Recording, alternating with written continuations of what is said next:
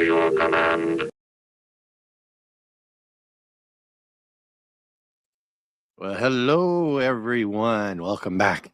Welcome back to another exciting and cold Wednesday, even down here in the great state of Florida. Yes, it actually hit like 32.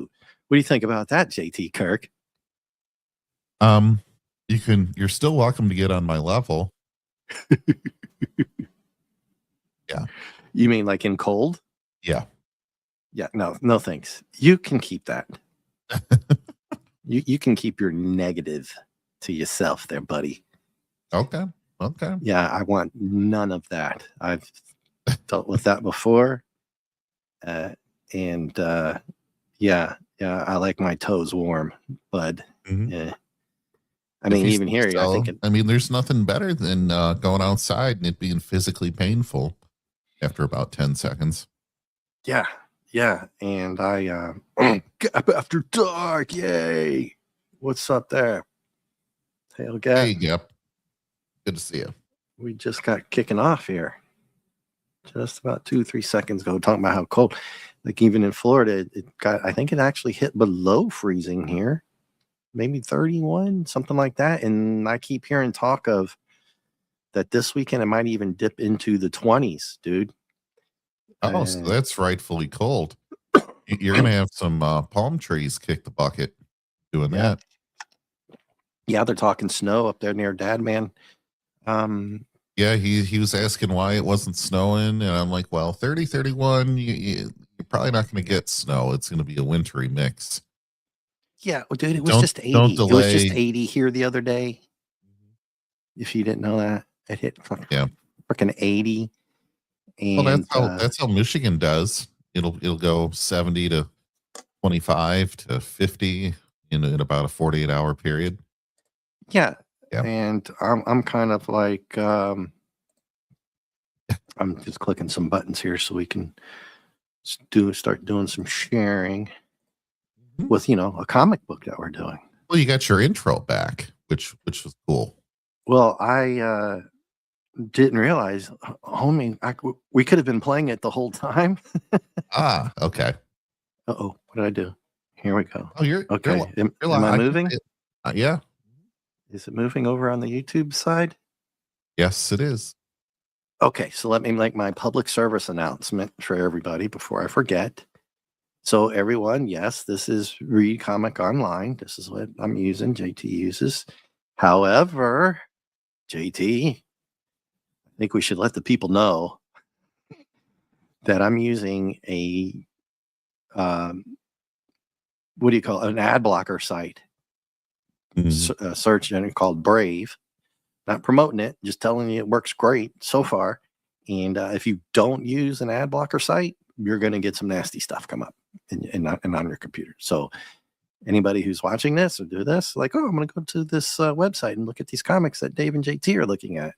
Yeah, you better not be using Google. I can tell you that, because you're gonna get spammed with some nasty stuff. Now, if that's your thing, go for it. Right, JT? Oh well.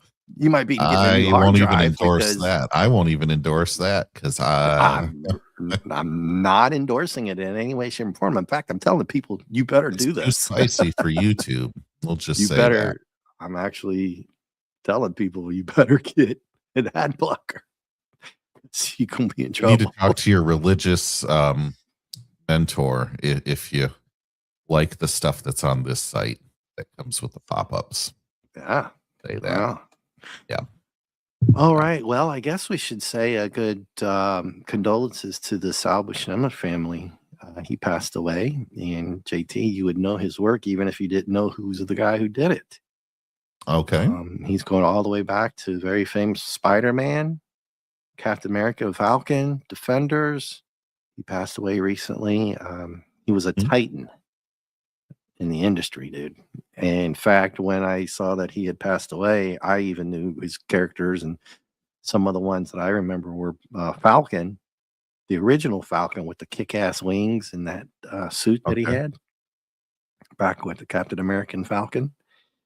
For everybody who knows who he is, so RIP to him and to Clobber in Times as well, who didn't I think we mentioned him last week, so let's not forget to do that. But we broke into one of my cool characters back in the day because I'm old. Well, I'm in my mid 50s, so Space Ghost and all these characters, Blue Falcon. I don't know if you've ever heard of Blue Falcon, JT. You remember Blue I've heard Falcon? of Falcon, who Yeah, goes along with the Winter Soldier, but not the blue one. Blue Falcon had dynamite, and he flew around in a spaceship and stuff, and did this kind of stuff too. He was a good guy, right? And I remember him. And last week we did the Hanna-Barbera Space Ghost, and boy, that brought back some memories of all the cartoons when I was young, before the days of Transformers, G.I. Joe, He-Man, and Thundercats came around, and Sure, a billion other kick-ass cartoons that tried to keep pace with them during back then, right? So I was thinking of Captain Caveman, Scooby-Doo, and then Looney Tunes, and that was kind of my younger day eras, going way back to Jabberjaw the shark. I don't know if you know who that is. no.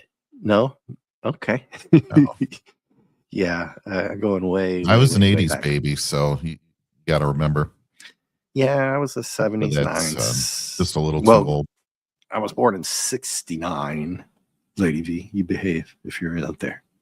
But anyway, this is That's when I bought my first 6-string down at the 5 and Dime. Oh god, nice. Wah, wah, wah. Or no, you got to play your other one. Wah, wah, wah. That one? Did it? I didn't hear it. Did it go? There you go. Don't you have the techno one too? The wah, wah, wah, wah, wah. It's the That one? Yeah, There you go. Yeah, the antithesis of the other one. Pop bok. Anyway, so we got to get going on Gap this one. says Dude. I'm a baby and you're old. I am 56, man. And this year's already going on. It's February already, dude. Jeez. Yeah, I might want to have to start doing stuff. We have time. Couple days. And I made the mistake of drinking a coffee about 3:30, 4 o'clock yesterday afternoon. A good 20 I'm ounce drinking one right now. Okay. Yeah, which is what I should have done. However, that kept me up till about 6:30 this morning. All right. I've had like 2-hour naps. That's it, dude. I'm running on fun fumes. So last week, well, hey, let's get into this. Yes. I see it's a $3.50 comic, unless unless you're in the Great White North, and then it's $4.95 at that point in time. Yeah, look at that. Interesting, huh? So last week we did 1966, 67, whatever you want to call it. So we have jumped forward 20 freaking years. And Space Ghost has come around. Now, I think there's another one somewhere around. I didn't find it. I think it's actually on one of my eBay pages. I forgot to check that he appeared in another run somewhere in between. And I think as special guests in a couple different comics and cartoons. So let's not forget that the whole thing is really based on the old cartoons with Jan and Jace here and our boy Blip. And let me tell you, Blip shows out this issue, dude. He might be the one pleasant surprise out of this. And what do you think of the art here? Pretty basic, but hey. Reminds me of the one we just read last week. Yeah, not all too different. Space Ghost, it's drawn fairly well as far as Space Ghost is concerned. He's not a terribly difficult character, I would say. But, I can't draw with a damn anyway, so. But it doesn't give you any clues to what's going on, does it? No. As a normal cover might do. And so this is written by Mark EVANIER and Steve Rude, who also drew some of this stuff, and then inked by Willie, painted by Ken. and there was somebody else. And I don't know any of these names. I think Steve Rude, maybe, because it's Space Ghost. Not sure. Okay. So this forward is really, really cool by Mr. Steve Rude. I'm not really going to read it because this is 43 pages plus a really cool bonus of 5 pages at the end of this. So everybody here, yeah, this is a big one. This is huge. Should have got Nick to come on. Huge. So once we get going, we're going to kind of go through this pretty quickly because it paces out as a cartoon, and you're going to see really, really fast what I'm talking about here. So anyway, Mr. Rude talks about way back in the summer of '66. Almost got your song there, JT. Yeah. 69. Same year as Star Trek. Yeah. So for everybody out there, take a time to read this. It's really nice. And it talks about, Space Ghost changed his life as an artist, and then he was young, and he grew up, and this kind of knew this is what he wanted to do, blah blah blah, and he goes all the way through that he was so lucky and that he met this guy named Mark EVANIER and Gary Owens, who was one of the famous voice actors back in the day there, JT and everybody, who was Space Ghost back in the day, that I believe, yeah, there it is right there. Introduced me to the voice of Space Ghost. For me though, it's George Lowe, who recently passed away last year. He's the guy you would know off Space Ghost, Coast to Coast, Cartoon Planet, and a couple other ones. C Lab 2021 I've mentioned before. Sorry guys, my voice already cracked a little bit. And then he's got the Space Ghost, which is really, really cool. All right, so let's get rolling because we got to go. And Space Ghost in the Sinister Spectre. Where have we heard this before? Spectre? Yeah, pretty much. We did a couple of those. It's already a retro cover back then. In Yeah. the late 80s. I think 87. 87. Yeah, and it's already a retro cover. Yeah. I like it. I like Space Ghost. I would show you the one. I don't even have any of these old comics, to be honest with you. I think I did back in the day.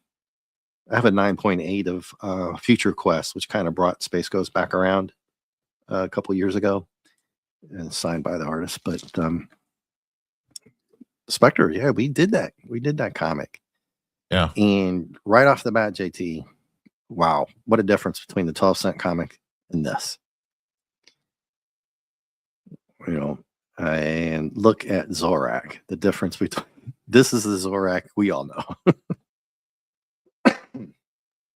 This is the one I'm used to, going way back. Cartoon Planet. Okay. Yeah. Space and for attempts to conquer the whole planet, whole planets, the Galactic Council sentenced Zorak to 5 days on Gal World, a seemingly light punishment until one notes that Gal World, a day is the length of 20 Earth years. So 100 years. For most to be sentenced here is to admit defeat in the end of evil dreams. For most, that is. Not all. Yeah, we're getting introduced to another space prison. And we get to see some robot guards. And what do you think of the stark contrast of the art style? Cap? Well, it's definitely a more 80s look already right away on these new looking characters. Yeah, you can kind of see some influence up and into the 90s with the way they started doing this kind of stuff. Of course, you'd have to go to the middle 80s, but that's a good point. And it's very cartoonish, like a regular cartoon style. That's what stayed out for me when I first saw this. I was like, oh wow, I didn't expect that, because I had never seen this one or the other last week here as well. So these guys are all hanging out at the yard. Zorak's mad at the world. He's mad at the whole universe because he's in a little prison. And he wants to delete Space Ghost, right? As we pretty much figured.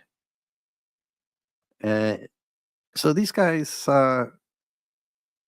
these robot guards, man, they're pretty strict, dude. Yeah. Yeah, they don't put up with much. And this little creepy dude here is called Lurker. I was like, what? His name is Lurker? Okay, what did he get to do? Like peeping Tom? Lurking around? Who Is he like a knows? YouTube guy? Yeah. He never commented in YouTube even once or hit the like button, I've been following you guys for years. For which real? is a crime. Never heard Yeah, yeah. never heard you. Which in this universe is a crime, apparently. You were put here by Space Ghost. You must hate him. Now let us join forces together to escape. And then Lurker's like, oh, there is no escape. Yeah. No. I like how Yeah. they zap. They just tase them.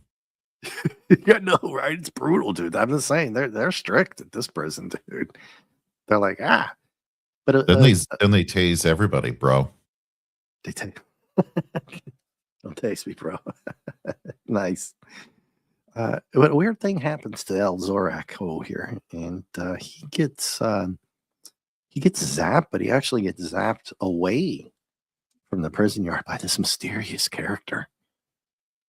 And he's like, yeah, you're gonna work for me now, dude, and I'm gonna help you beat the old Space Ghost guy. And he's like, all right, I'm in. That didn't take long. And these are the power bands that I was talking to you about last week, JT. That's now Space Ghost had pretty good, tremendous power we saw last week, and being able to teleport himself, but not like Nightcrawler. He actually transports himself, almost like Star Trek. Did I remember that right from last week? Remember how he could transport himself from one end of somewhere to another thinking place? really hard. And then we made fun of him because he was crawling on the ground all weird because he used it up. So anyway, this guy is some mysterious bad guy. He kind of looks like a certain individual from BSG. Oh, you know what? Good point there. Anyway, yeah, just an observation. It's a good one. And he gives Zorak of all people power bands, and I'm like, oh, okay, I can see where this is gonna go. And the robots are like, get back in line, you dirty mongrels. Zorak doesn't take too much time to and there's the laser blast. That if you guys watched Coast to Coast, you'll see Zorak get the tail end of that many, many times for being a smartass. Yeah, well, they do Zorak's face pretty well here. I like it. But then we get, this is Brack. Brack's very famous. Brack's hilarious in Cartoon Planet. And then he has his own show. And George Lowe's in that show as well. So I don't know who these other guys are. There's Lurker. Brack is the cat guy with the blonde wigs. He's like, I'm in. No, these are like upgraded illustrations, like upgraded effects and everything, if you will. The laser bolts and the explosions and everything, the added colors. It's like watching I don't want to say Star Wars remastered. No. But it definitely has like a remastering kind of feel to it, where they're still trying to do the old art style, but it's a new one. Yeah, and if you notice, like the background, like the walls, it's almost like a backdrop. But there's detail. There's some rocks, there's lines in the walls from the stone, and I'll go back up a little bit with the boom zap. I mean, that's pretty nice, right there. Yeah. They catch these guards here, and Zorak's going to town on them. It definitely has a far more modern feel than that 60s comic that felt almost like a 30s comic. Yes, that's right. Yeah. So, and it's almost like they didn't have a lot of money. And like you always bring up with those old ones that another friend of ours, Hungry Boy, brought up, that they didn't use a lot of colors back then because they didn't want to pay for them. And they just really weren't trying to be that inventive. So it really held back a lot of the artists in the day until you started meeting like Gil Kane and Sal Buscema and Kirby and a bunch of those guys, and just a ton of the Ramirez and stuff like that. And, I can't think of one right now, but they did do a lot of detail here, and they even put some detail on that sign back there in blue. So we get some different colors here. You get aqua blue, some teal, yellow, off red, a lot of different palettes here. And I think like this centerpiece one here, and Zorak blasts him with the freeze ray. So he's got like a laser blast, a freeze ray now. That's what I was telling you. Those power bands are really powerful. You can tell the artwork is trying to get modern, more modern, but again, this is 20 years difference. That was a 12-cent comic we did last week. Mm-hmm. This is a 350. It is. Lurker, yeah. I think we have a lot of lurkers here today, so thank you for being here, Kat. We appreciate it. I think there's like 150 lurkers in the chat tonight. Oh yeah, could be. Yeah, so it's that's interesting art there in the middle. Like, I'm glad you brought that up. Those are the robots. They froze them, but it looks totally different from Zorak on the left. It's like a completely different type of thing. Anyhow. And they're like, well, we can't get out of here, dude. What are we going to do? And he goes, no worries, gents. No worries. I got this covered. Zorak hasn't let on to these guys that he knows the other dude. So that's a kind of an important plot point for everybody. He's keeping that a secret. Because Zorak isn't really that smart, at least not in this issue. So the other guy's pulling the strings, whoever that is. And this building over here looks almost like Jetsons type stuff. All right, so the spaceship takes off. Any comments, JT? Or are you just kind of reading the dialogue here? Yeah, I'm trying to read this while we're rolling. It's very basic. He's like, yes, of course I have arranged for this transportation. He didn't really. No. Saying, I arranged all this so baby and I will guarantee the destruction of Space Ghost. Yeah.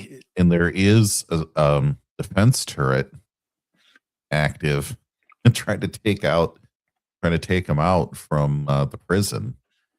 Yeah, shooting at him. But that's a good nice detail. Yeah, it's also a good point you made there that Zorak's trying to make more of himself than he is. He's trying to keep it secret because he's trying to be the leader, and he's got a real what on for trying to get revenge on Space Ghost. But anywho, they make it out, and they're like, pew, a little space battle here. That is kind of cool. I didn't really notice the turret itself way down here in the bottom left. Nice. And they're like, hey, the satellites are indestructible. A brilliant escape, Zorak, and you planned it? So the humor here, JT. There you go. You caught on. Because you're smart. We all know that by now, right? Everybody? Yes? No? Okay. Oh, here and there. Here and there. Yeah. So you're catching on to what this running gag is going to be through this whole issue about Zorak. Yeah, I can't let them know about his helper. If they knew about him, they might not accept him as leader. Okay. It must be my honor and no one else's to pull the trigger that ends Space Ghost. Yeah, Zorak's a little bit of a narcissist, and boy, do we know all about that, don't we? Yeah. Unfortunately. However, we skipped the Lulu all the way to some kind of planet dihydron oxide. What is that, JT? A world covered by dihydrogen oxide. Where's my it should be dihydrogen monoxide for H2O. Yeah, because it has plants that would turn that into H2O. Am I correct on that? No, dihydrogen monoxide. They didn't put mon, but it's dihydrogen monoxide. Is 2 hydrogens and 1 oxygen. H2O, that's water. So they're on an Earth-like planet. They're just scuba or they're surfboarding. Oh, so the or water actually skiing. Yeah. got it. I was thinking of the air, not thinking of the water. Nope.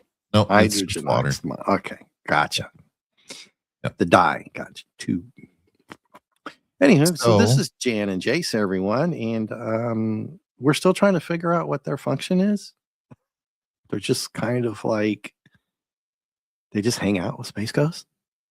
some So way far? to get kids that are in their early teens to buy this book when it was released. I think Yes. that's the purpose of these characters. Yeah, Jan and Jace are the bee's knees, dude. Well, that would be the other one because that was in the 60s. We're in the 80s now, late 80s. So you wouldn't be saying that. I can't remember what. Tubular? Radical? Yeah, gag me with a spoon, man. Yeah. Yeah. Hey yeah. there, buddy. We were wearing parachute pants and Hope the had semester's going well. buddy. Yeah. We're still early on. Yeah, I haven't missed much. Sorry. Go ahead. Oh, Gap said cowabunga, dude. Cowabunga, dude. Nice.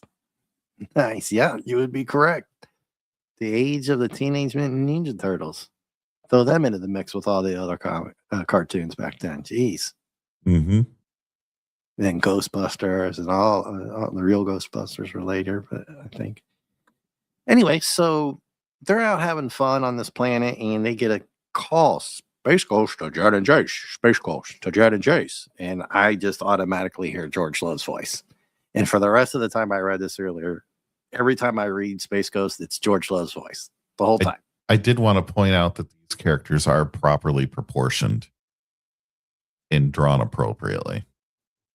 Oh, good. All right. Unlike, it just to show you what a professional can do, unlike some of the amateur stuff you see these days. Yeah, and you got put it out and there, like look at it, and then the legs are all wrong and all this other stuff. They're just drawn correctly, so I can appreciate that. Interesting. They said it's called jet skiing, but they're not actually on skis. They're on like those surfboards. Yeah, more like a board. But I don't think it really matters here. No.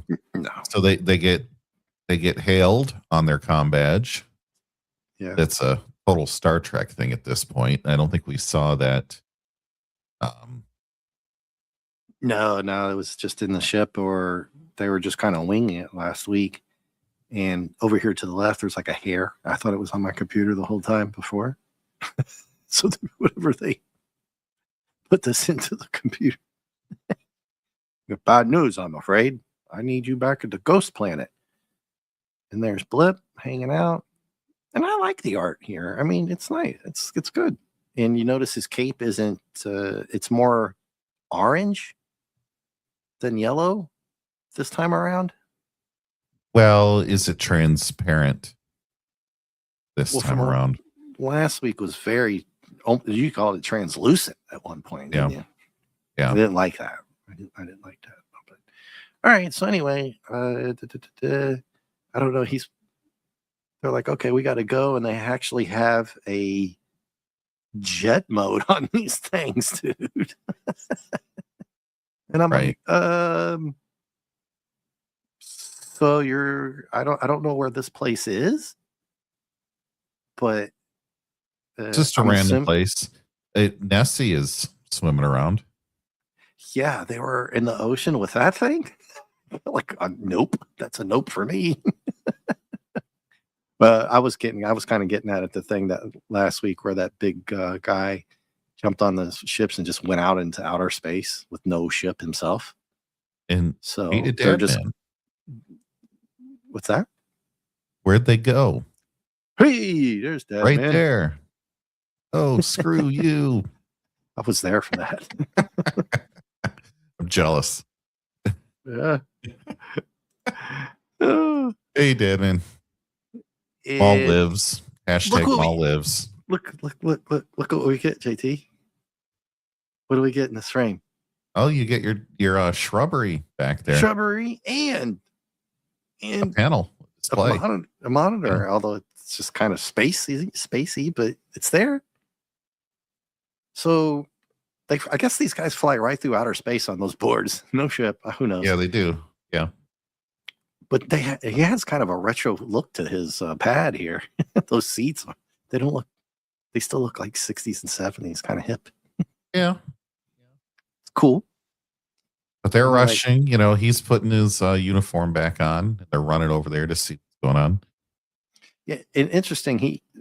Space Ghost tells Blip here to play back that recording that we had from that distress call, and he knows what button to push. So it's like from the last issue. He understands that, or at least Space Ghost.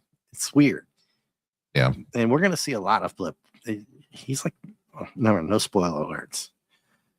So he's like, woo, woo, wah, push the button, and they hear a weird message. I don't know. It's like a saucer crab type thing. And the bad guys are called Rob Corp. Rob Corp. They thought they'd heard the last of them. ... Yeah, I'm like, that's a little weak. You're gonna come up with something like Waylon Utani. Yeah. And, I don't know, Rob Corp, but yeah, anyway, it's funny.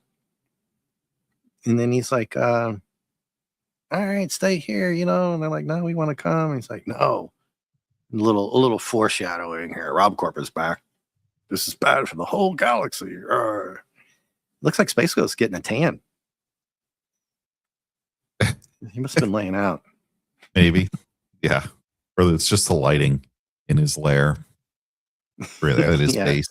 The ha. So, you know, yeah, he tells them both to stay put and watch for the Mayday signal. If RoboCorp is back, it could mean disaster for the entire galaxy. Bum, bum, bum. Okay. Yeah. So this guy, the bad guy here, has been kind of watching him from a distance, setting up his plan. And then he's like, how can he know everything about him, including the way he thinks? It's weird. I didn't catch on until later, but it's all a setup. And then he's like, I can hear the Space Ghost music in my head sometimes. It throws me off. Space Ghost tries to give like a little bit of I thought he was going to give like an origin story. He didn't. So that's kind of, I don't know how do you really care. Really, Rob Corp. I mean, we know they're the bad guys, right, JT? Yeah. That's all we need to know. Yeah, buddy, they're all oranges. And they're talking about some kind of saucer crab. Now, here's where I got a little bit confused, as I most apt to do every damn week, is like where did Jan, Jace, and Blip wind up outside? I got confused here. Yeah, weren't they fully an hour from home? He's flying around. Then all of a sudden they totally disobey. That's a huge disconnect. Yeah, so apparently when they went back to Phantom Planet, they got into their spaceship. Okay, so this is why I was very confused. So this picture here to the left, after he tells all three of them to stay there.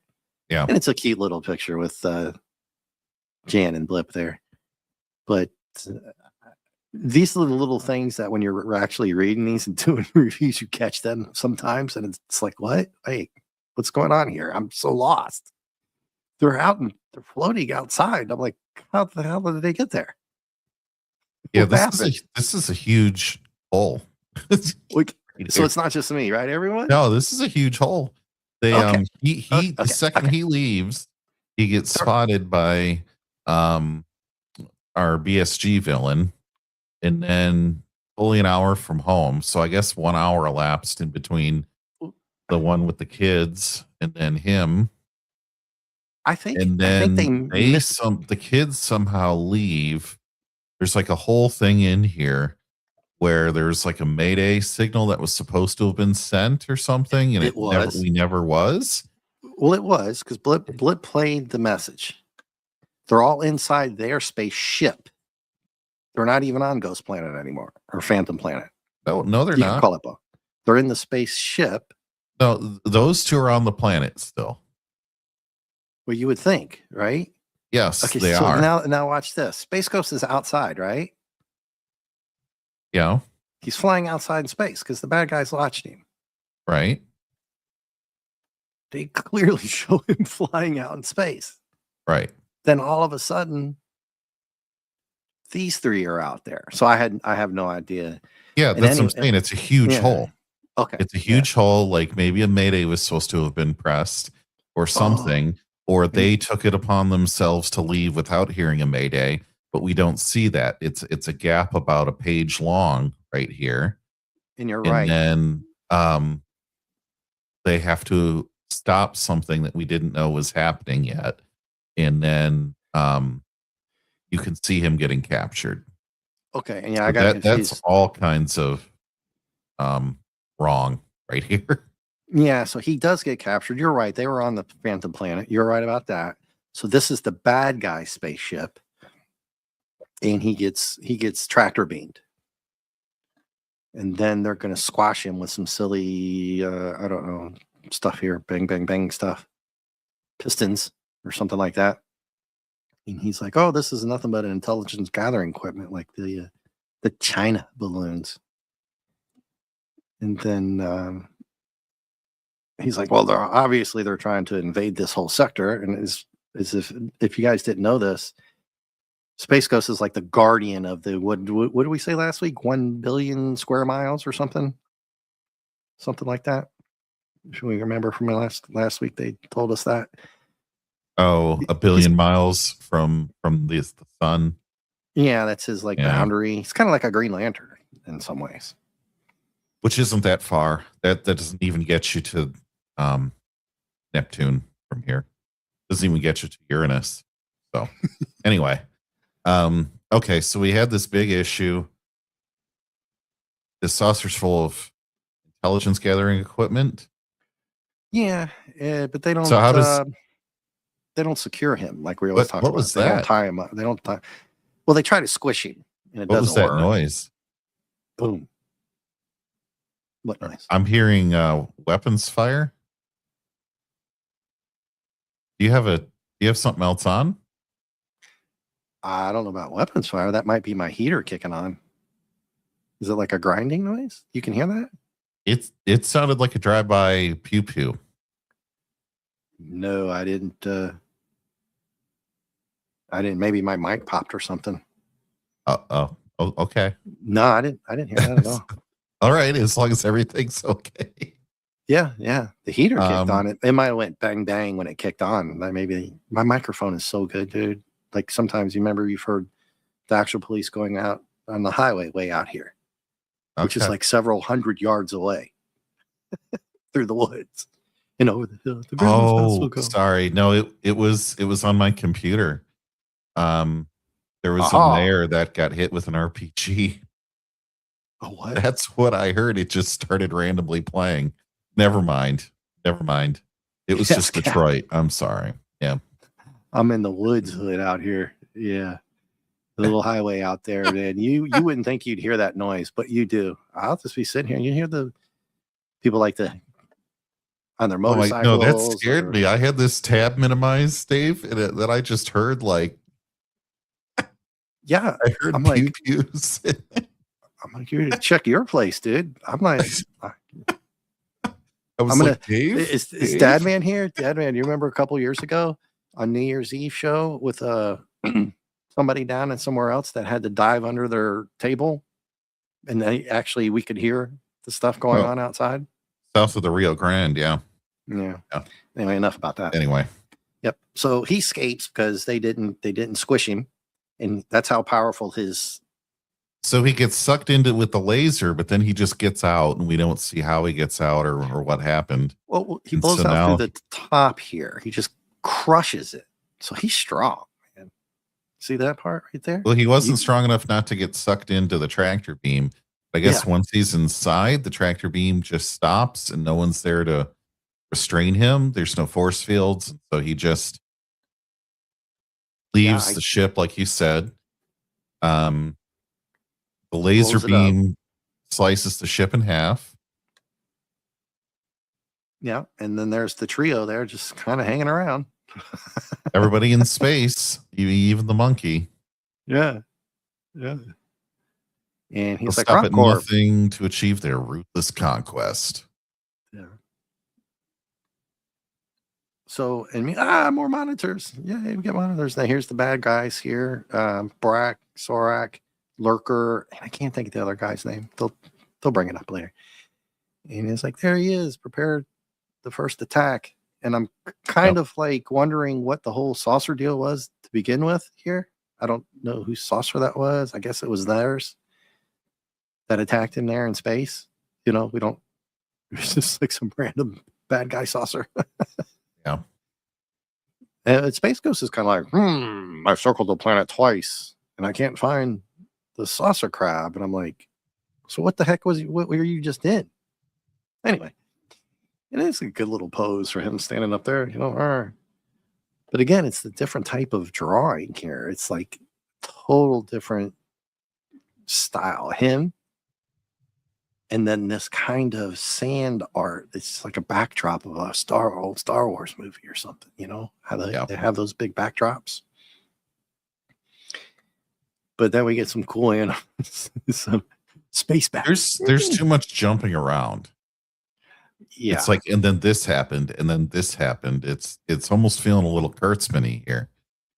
We gotta watch out. I have a feeling I know what you're gonna say in a while, or maybe at the end when you do a quick review. But you've already touched on some of it. Yeah, we're just kind of bouncing from one thing to the other, like a random space vehicle, space something that attacks him, sucks him in. Nobody on it, takes it out. Okay, cool. And now you get space bats, which are kind of cool. Yeah, and now you can see. I'm feeling why is he on this planet? Like, we don't get any. Where did he go? He's trying. Why is he here? He's trying to find that space crab vehicle from that distress call that came from the prison. He's trying to find the four guys, the bad guys that escaped. And they said that they escaped in the vehicle. And I always never went back. I think that's what they escaped in, was called a space crab vehicle. Okay. And so these bats, I hear that if they get you with their eye lasers, that you come down with a really bad cough. Yeah. Is that true? Space from, I better not say it. I wonder where they're from, everybody. Yeah. Yeah. But apparently they're kind of kick-ass space bats, and they are. They zap the shit out of them to the point where he actually makes a comment about it. It's like, oh, wait a minute, laser firing space bats. So it's kind of funny. Their heads are not really like bat heads because they only have 3 teeth. It almost looks more like snake. Yeah, doesn't it? And it almost kind of looked like Zorak's head from 1966 issue. Oh yeah, a little bit. Yeah, not a lot, but a wee bit. Okay, so he says he's gonna tackle this situation head on. Yeah, and so now he's ready for him. They shoot again. He blocks it with his force. I like this brightness, the beams coming out. Oh yeah, yeah. The color once again work. Very supercharged animation here, or not animation, nice. Illustration. Very nice. And very supercharged illustration. The printed, what's basically a 60s character, right? Which is interesting because Steve Rude, the guy we talked about earlier, did the pencils for this. So he's an artist as well as a writer. But they have what they call an inker, which we knew that, right? Willie Blyberg. But then they have what's called a painted colorist. Now that's interesting. Some guy named Ken Stacy. And I think that's what you might be referring to, is that guy's work here. Mm-hmm. And I'm glad you brought it up again. Very, very good, JT. Yay, you get a sprinkly star on your report card. Yay, everybody clap for JT in the chat. All right. Please clap. Yeah. And I'm glad I wrote that down because I was wondering about the art. Yeah, so it's very dynamic, and that was the Jeb Bush reference. Sorry. Oh, that's sorry. Please clap. I'm old enough to remember all that. So he uses a stun ray. So you've got a laser beam, you've got a freeze ray, you've got a stun ray, you've got the force field, and he can transport himself. But he actually, how do you say it in Star Trek? When you use the You don't transport your whole body like boom. Anyway, it's not like okay. Nightcrawler. They do it like in Star Trek. Anyway. Okay. You have to go back to last week's issue, everybody. Go check it out. But what I'm kind of starting to catch on here is one of your favorite quips, not likes, is starting to drag on already. Mm-hmm. We're only on page 12, so we're gonna have to speed it up a little. Yeah, we're doing all right. We're doing all right. As long as you're good, I'm good. You mean no? I don't want to move too fast because then we'll miss part of the story, right? Kind of. Maybe. Well, okay. Yeah. Well, you've read it. I haven't. So I breezed through this. This is our shtick. People usually Dave reads them before, and I never do. So that way you get, an informed opinion and an uninformed opinion, I guess, as it were. Yes. At the same time. So these were unleashed by our evildoer committee here. I guess, yeah. I'm assuming so. Yeah. So who's the cat again? That is Brack. And he's freaking hilarious, especially on his own show that I promoted. I wanted to call him Brock, and I knew that wasn't right. Brack. Yeah. B-R-A-K. Yep. Brack. Yeah. And he says it's okay. He's good as deleted. And when the proper moment arrives, Brack is going to crush him once and for all. Well, if you watch Coast to Coast, you'll get Brack and Moltar as well. And Zorak, of course. Yeah, I don't know who this guy is here to the right. But Zorak says something interesting here. He says, come back, you must finish him off. But his main contention in this whole thing, we're going to get into that kind of now, is that he wants to be the one to take out Space Ghost through this whole issue. So he's like, see, here he starts to argue with Lurker about I need to take him out. So that Zorak triggered him. I mean, Brack triggered Zorak here. But he wanted the bats to come back and do the job for him. But anyway, I know that's nitpicking, but that's Zorak's whole shtick here. He's pissed at everybody because they all want to take out Space Ghost. He's like, no, I have to. Nah. Like a little petulant kid. Yeah. No, I want to. Yeah, they want. Anyway, Lurker doesn't give a shit, and he's kind of like, yeah. Go ahead, you can lead us. I don't. Which is funny because Lurkers, they don't really post their own opinions, right? They just sit here and lurk and exactly. He's literally lurking right now, it's almost like he didn't even really want to say anything because that's what he does. He's just lurk. Funny, good one, dude. Well, Brack is giving it back to him. He's like, all right, well then, Mr. Fancy Pants, what's your brilliant plan? And he goes, I will tell you, in like a minute or two. Right. So then we get another appearance of this dude, the Spectre. He's looking like the Spectre from the old comics that we did a little bit here, or at least the hood. He's not green though. That's the problem because Zorak's green. They couldn't do that. And Zorak's like, oh, I got to come up with something. And this guy's, hey, dude, just tell him this.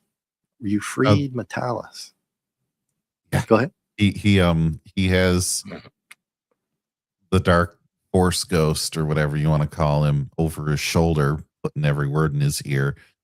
Did you notice what the letterer did on that right panel?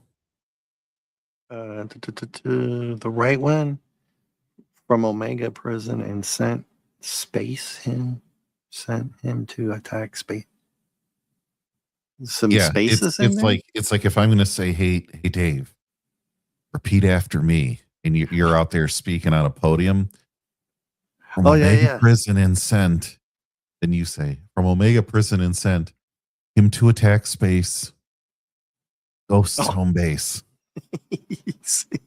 So he can say it where after each. I think that's kind of funny to me. It is funny because he realizes that Zorak's kind of an idiot.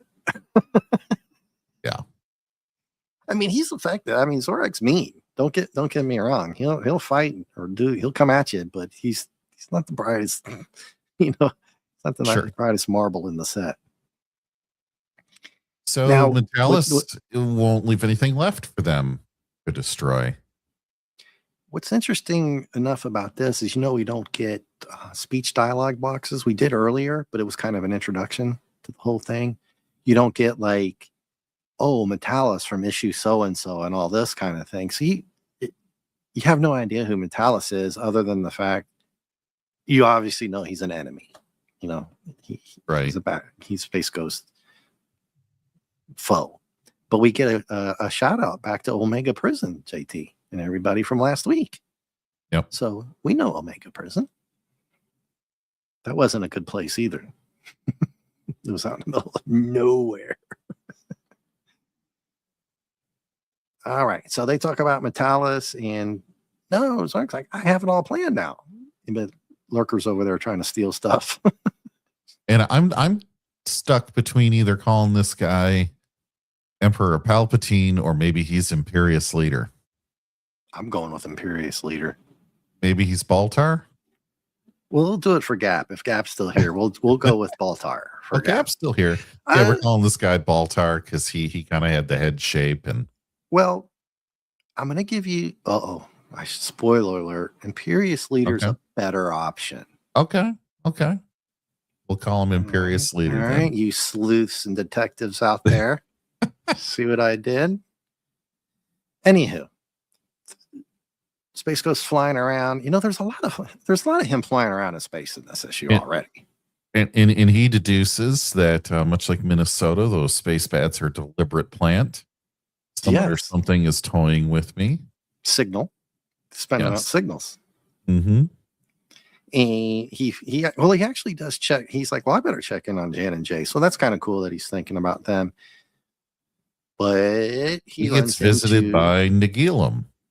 Yeah, from TNG. Yeah. You must have figured it out, but who are you? And get the reveal? Not yet. Someone knows everything about you, and your every thought and your powers, they are mine.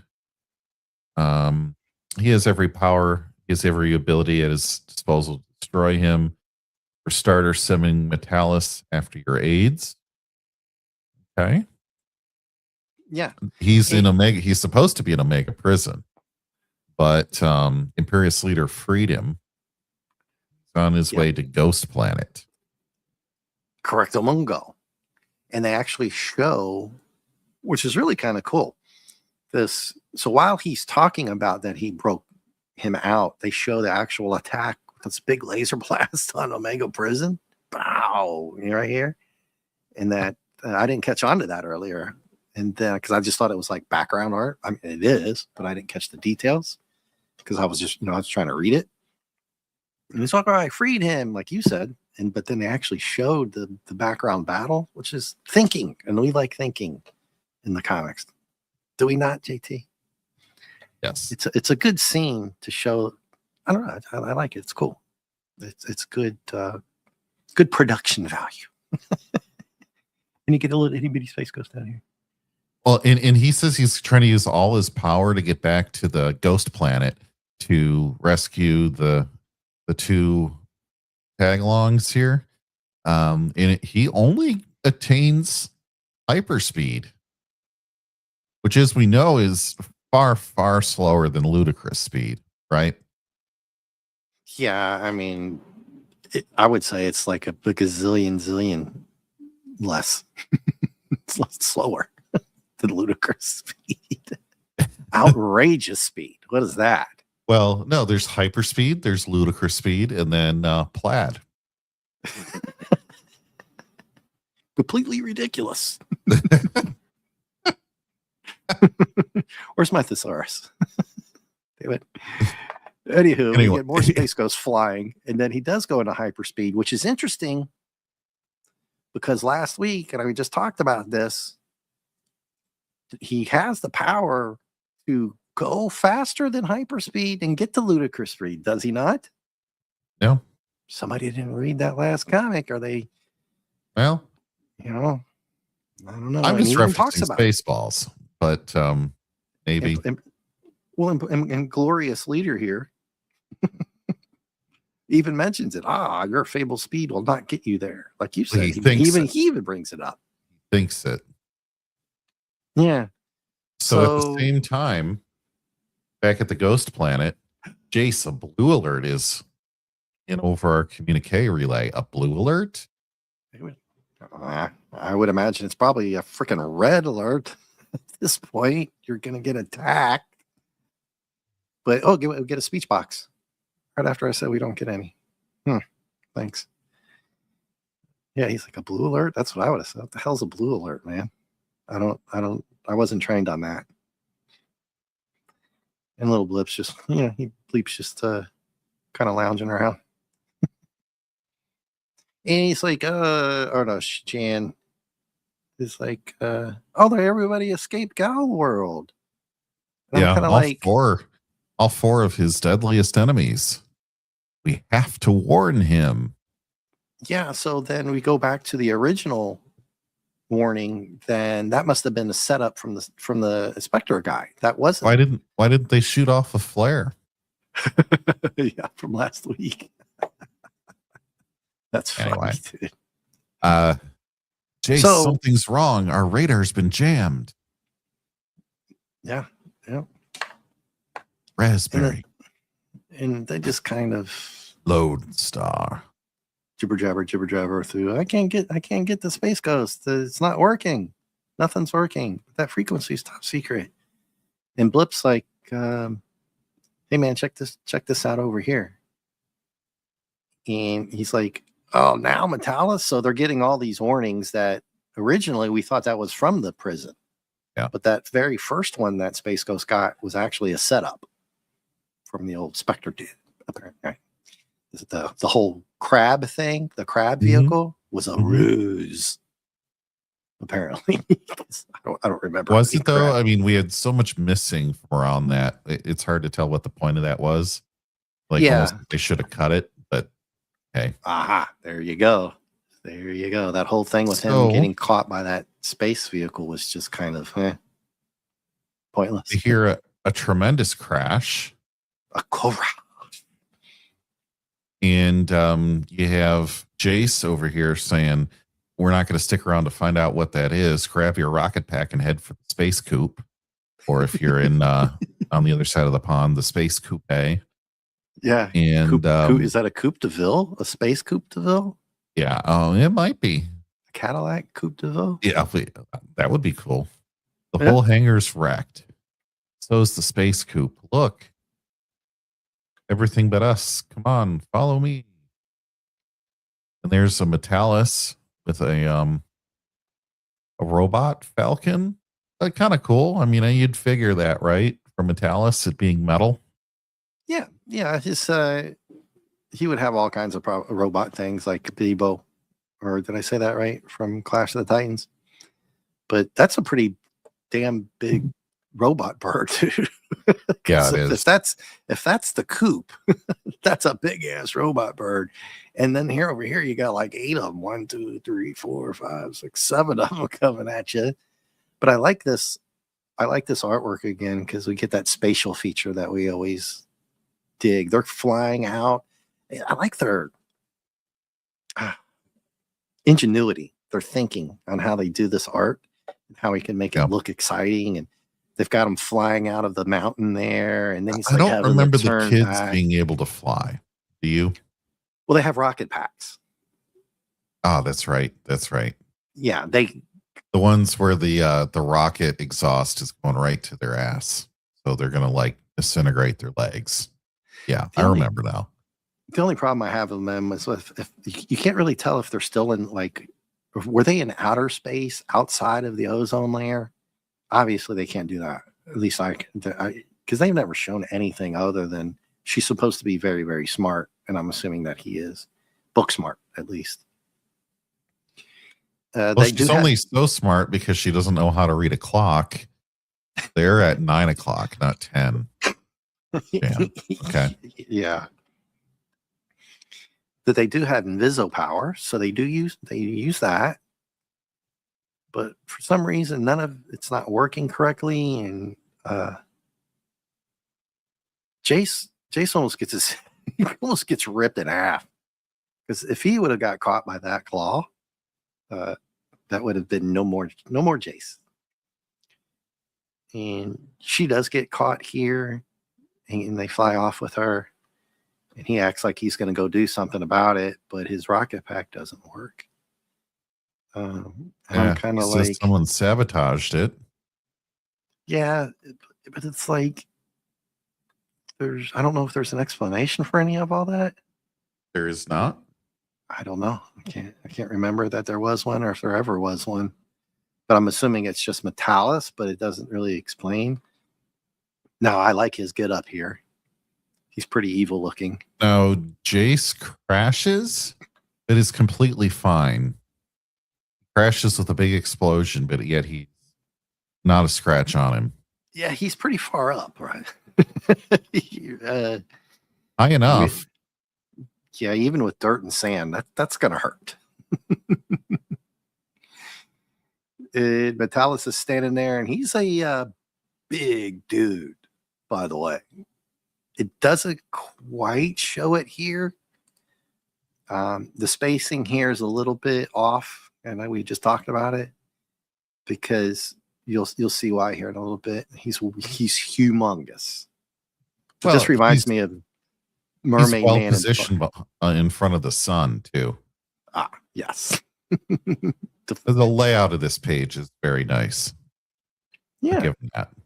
Yeah, and I like Metalis here. He looks pretty damn evil. He's got those spiked knuckles. Oh, like, damn, dude. He's ready for an alley fight. That's for sure. You're getting a lot of very stereotypically comic book villain kind of stuff here with the sidekick kind of speech. Metalis, you metal-plated tyrant. When Space Ghost finds out, it will be too late.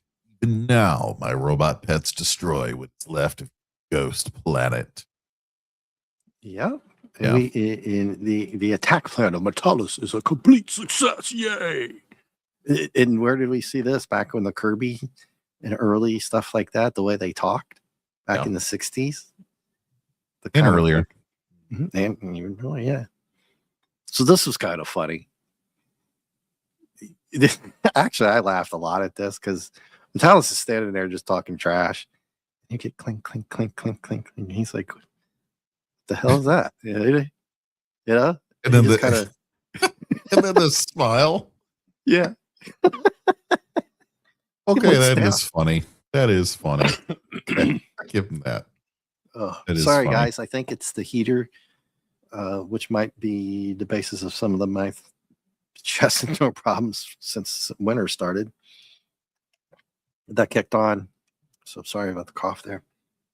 Yeah, this was a really cute, funny scene. And you can just imagine. Look at Metalis standing there looking down at him. And he freeze frames here to the left. He kind of just stops. And the little things, look at his eyes here on this left panel. He's looking up. And then Metalis like, the hell are you doing? And like you said, the smile is great. So Blip, look, the little hero, dude. He goes after Metalis with a wrench. And gets completely disregarded.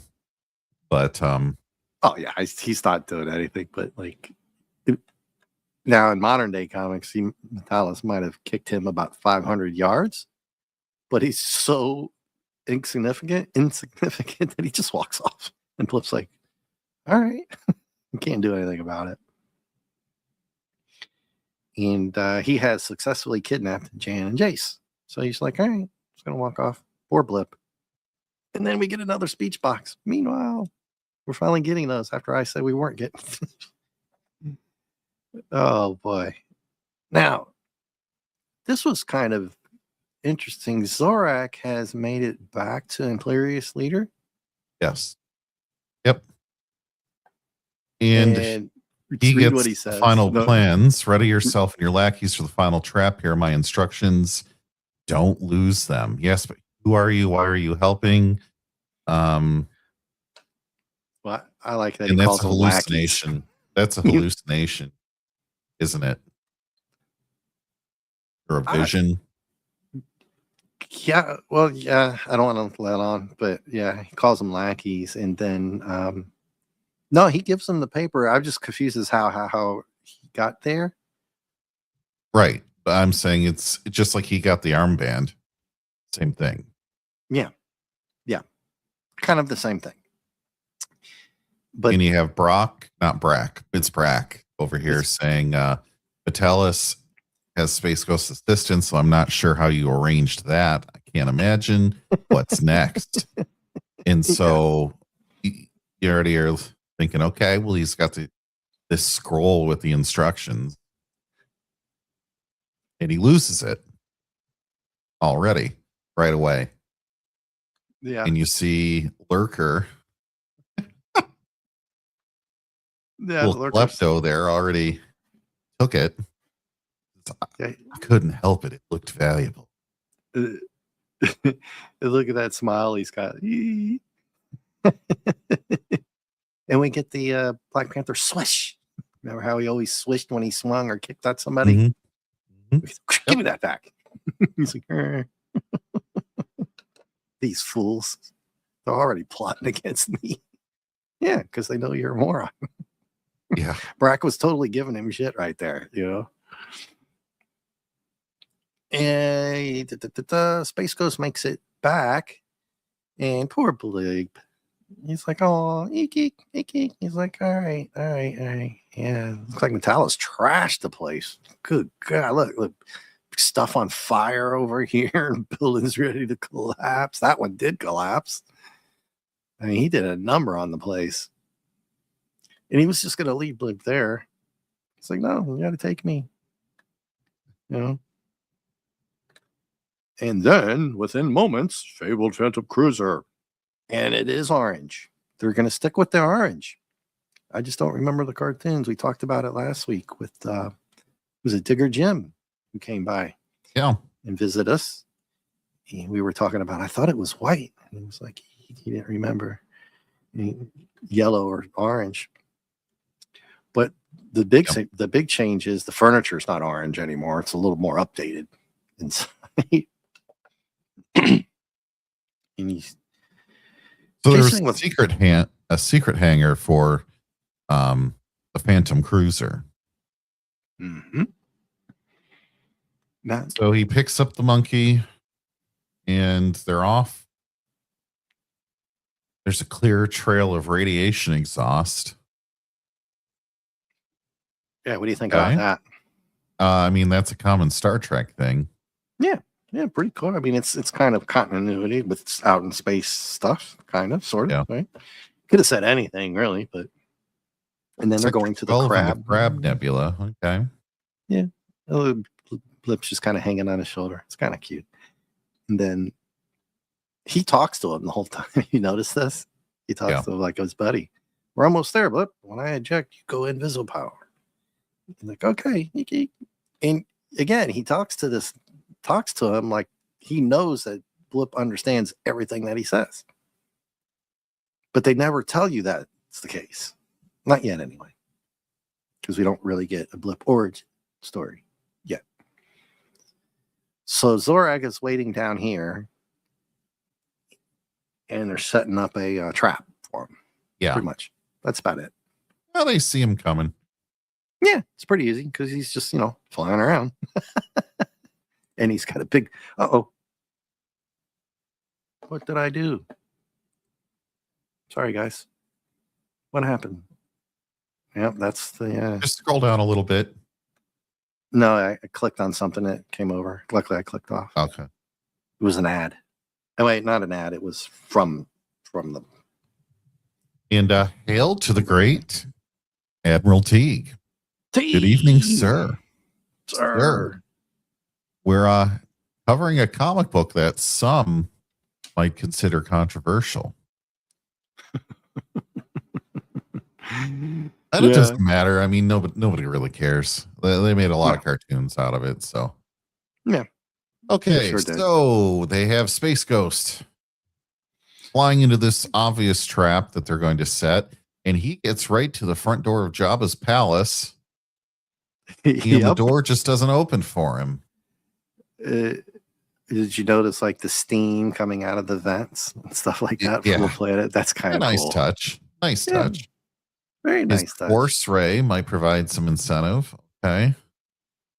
So he gets through. Yeah. But I don't think he's going to be able to leave that way. No, they trapped him in there, as we all know. And then Lurker comes on the monitor. And the beginning of your end. It's like you said, the dialogue is all tailor-made. Yep. And they gas him. I think James Bond style. Purple gas. Yeah, he's really not that smart of a guy, is he? Running into this trap head first. No, you wouldn't think it, but I think it maybe his ego got him in trouble here. I'm just gonna blast through that door. Oh, and then I'm gonna didn't work out. Okay, so Lurker got his turn, and now we're up for Brack take over. Yeah. And he says there's no escaping you this time. Oh, and then Space Ghost is kind of taking inventory of all the people that got out of Omega Prison. Exactly, because he hasn't had a chance to talk to Jan and Jace before they got kidnapped. So he only knows that Metalis is involved, not these guys. And they're hitting him with some nitrous oxide, it looks like. Yeah. Sleep mist. Okay. A gas, a couple of ray shields. And I thought they were trying to feel the power of my impregnating shields. Like what? No. Impregnar shields. Impregnable. Not impregnating shields. Oh. Very different meaning. Well, I mean, they got him in a compromising position there. Well. How are you gonna get out of that one, though, dude? Brack is thinking he's got this one deal, and he's helpless. One flip of the switch, and Brack will have done it. But Zorak, he's not digging the fact that everybody else is kind of beating him to the punch here. Yeah. So they get into a kind of a fight. And he's like, well, no, I'm going to finish him off. Look who comes sneaking up. Well, I'm just going to say, you know what they've started doing? They've started neglecting the background. Yeah, they did here. There's no control boards, no background building, nothing. It's just a plain background here. And I guess it was to show that Blip was in the front, but they, like you said, they did that here. Like in this one, you can see stuff on the floor and Lurker at the panel. So these guys are arguing about who's going to finish him off instead of doing it. So it's kind of like Bond. They, at the very time when they could do it, they never do it. Or they walk away. And this is the case where they're not paying attention. No, Blip puts Inviso stuff on him, sneaks right by. And this is where you can see that Blip is smart. He's never been here before, but he knows where to go. And he smashes the panel. Or no, he hits Lurker in the back of the head. Bang. Bonk. Bonk, bonk. Yeah, bonk, bonk. Bonk, bonk. I got to get that sound. That sound clip. Bonk, bonk. Yeah, you have another Star Trek reference here. Bonk, bonk on the head. Yeah. Bonk, bonk. Anyway, season 1 TOS, folks. No. Yeah. Anyway. And then they're all confused because you have the monkey here in the invisible get up. Who did that?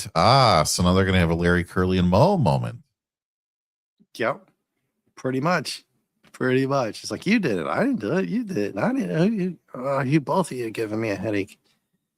Then the fourth guy comes in, but Zorak can snap now. Remember what I said earlier? He sucker punches Brett, dude, with a right hook. Right in the face, dude. And just off his feet. I mean, back into a panel. He punches the absolute living crap out of him. Enough of this. Oh, dude. I was laughing my ass off, and I was like, see? He finally snapped. And then the lights go out. Well, yeah, because he hit the panel. Yeah. And he's like, quickly, you fools. Space Ghost will escape. And like, well, you should have been paying attention to that while you're being all narcissist and shit. But that punch had me rolling, dude. Because look at Brack, man. He's like halfway into the damn control panel. Oh, and hail to the great Bud Martin. Great to see you. Yes, D-Bud. I was talking about Space Ghost, and then I watched brought up the original cartoon back in the '66. D-Bud, Yeah. I can't recall if you were here last week, but we read the comic from back then. So we jumped ahead to the next iteration in '87. That's what we're doing right now, as you probably tell. Yeah. Oh. Thank you, Mr. JT, for plugging that. Yeah, we did this. What was it? 60? What did you say? 67? 66. Yeah. And that had the Dino Boy in it. We skipped through Dino Boy.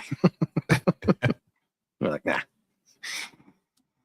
But anyway, all right, back to Space Ghost. So he's in the room. I'm assuming that he got away from the ray fields because Zorak is half deep in. I mean, Brack is half. Well, the deep, shields dropped out. just in time because all the power went out. Exactamundo. Because I think Brack might need a neck brace after that punch. Yeah. All right, so Spacey Ghost, he escapes, but boom. What did you say earlier? From one thing into the next? Yeah. This is so frantic. So he escapes with the help of his monkey sidekick, and then he's got to get into space again. Got to move fast, and as he's leaving, he left a different way than he came in. We have no idea how he actually managed to escape this fortress, but he still doesn't know where Jan and Jace are, so he's already running away like brave Sir Robin here without Sir any Robin, clue of wherever Sir the kids were. It just, I think that's our third Monty Python reference of the night. At least today. So this is kind of interesting. Well, not maybe interesting, but a little conflicting with his motivation earlier that he willingly ran into that trap to try to get the kids to safety. And then now he's already leaving quickly without considering them. Well, now he's got 3 huge beasts to fight on top of that. Okay, so it's kind of weird here. He's still inside the mountain, apparently. And these guys, like, it's like, what's the Star Wars one when the guy comes out of the cage? What's like that? the Rancor? The Rancor. Yeah, that's the Rancor, but it's like a big gorilla type thing here. Crab guy and snake guy over there. I was going to say on the left, you've got Rosie O'Donnell. In the middle here, you've got Joy Behar. And on the right, I hadn't come up with Kathy Gifford. There you go. Nice. All right. Named our monsters. So I just figured that they were inside because we get a monitor shot with that 4th guy, the Creature King. Oh, that's I actually like his illustration the best out of all these henchmen of Imperious Leader. This is my favorite. Really? Nice. Yeah. Well, I'm a Brack guy. I see what you're saying. This is not bad. So he's the Creature King, which makes sense now to me from earlier because I breezed through this. And he goes, I know that these are double uglies. Correct, Space Ghost. Just like you were talking about earlier, the way they talk. I'm here to destroy you. Attack my pets. So he's like, damn. All right, you got to take them all on at one time. But apparently it's not a big deal for him. Force field, laser beam. Boop. But Metalis is like hanging out with Imperious Leader now. JT? Yeah, apparently. Yeah. I'm still. I get a little bit confused. Is that his ship, or is that his home spot there? I think Anyway, this is a lair. this A is lair. Metallus' lair. I think and so. Imperious leaders hanging out there. And Jan and Jace are way up here in a cage. A swinging cage. Oh yeah, Anyhow. like a bird cage. An old style bird cage. Yeah.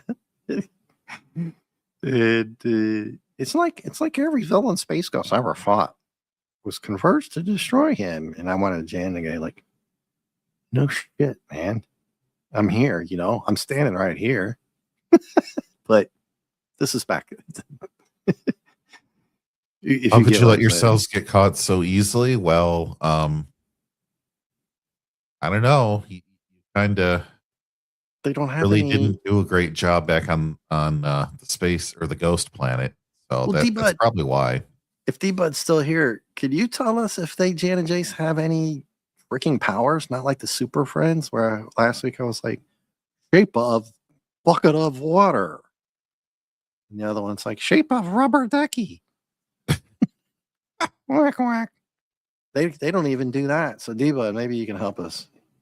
I think he might have left already. He's like, you guys are crazy. I think he's in and out. He's probably doing something else at the same time.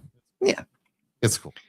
He's so he's still getting attacked. There's way too much violence in this comic and not enough story. This guy grabs a freaking building beam, dude. Look how big that is. So if you're look how huge that guy is, and then he's got a big beam from like I don't know where they're building a skyscraper in there or something. Who knows? But he's got an I-beam with rivets already in it. Kind of unusual. But then he launches the heat ray at him. It heats up the I-beam. That guy's forced to drop it. Snake here misses biting him. Okay. So they're trying to bring their death rays to bear, and they're too late. Yeah, pretty much. Yeah, and so Space Ghost just kicks the crap out of all three of the monsters. He zapped one so quick, it's kind of like, where'd that other one go? And if you blink, you missed it. I guess the big guy here just gives up,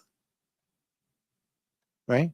He drops the beam. It's like, I'm out of here. Yeah, well, it's too hot, so he drops it. Then the other one can't bite him fast enough.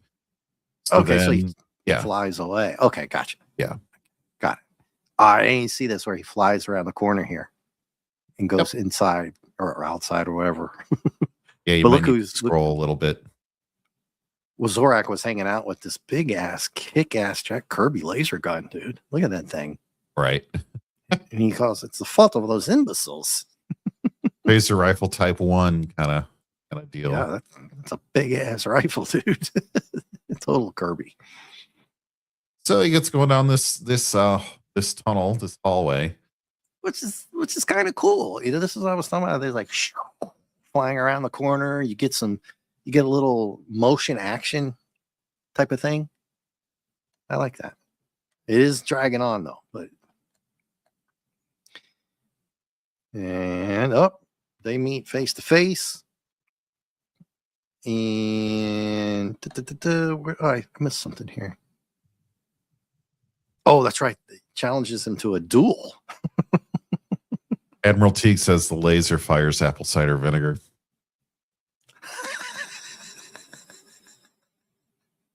Well, then you explode. There you go.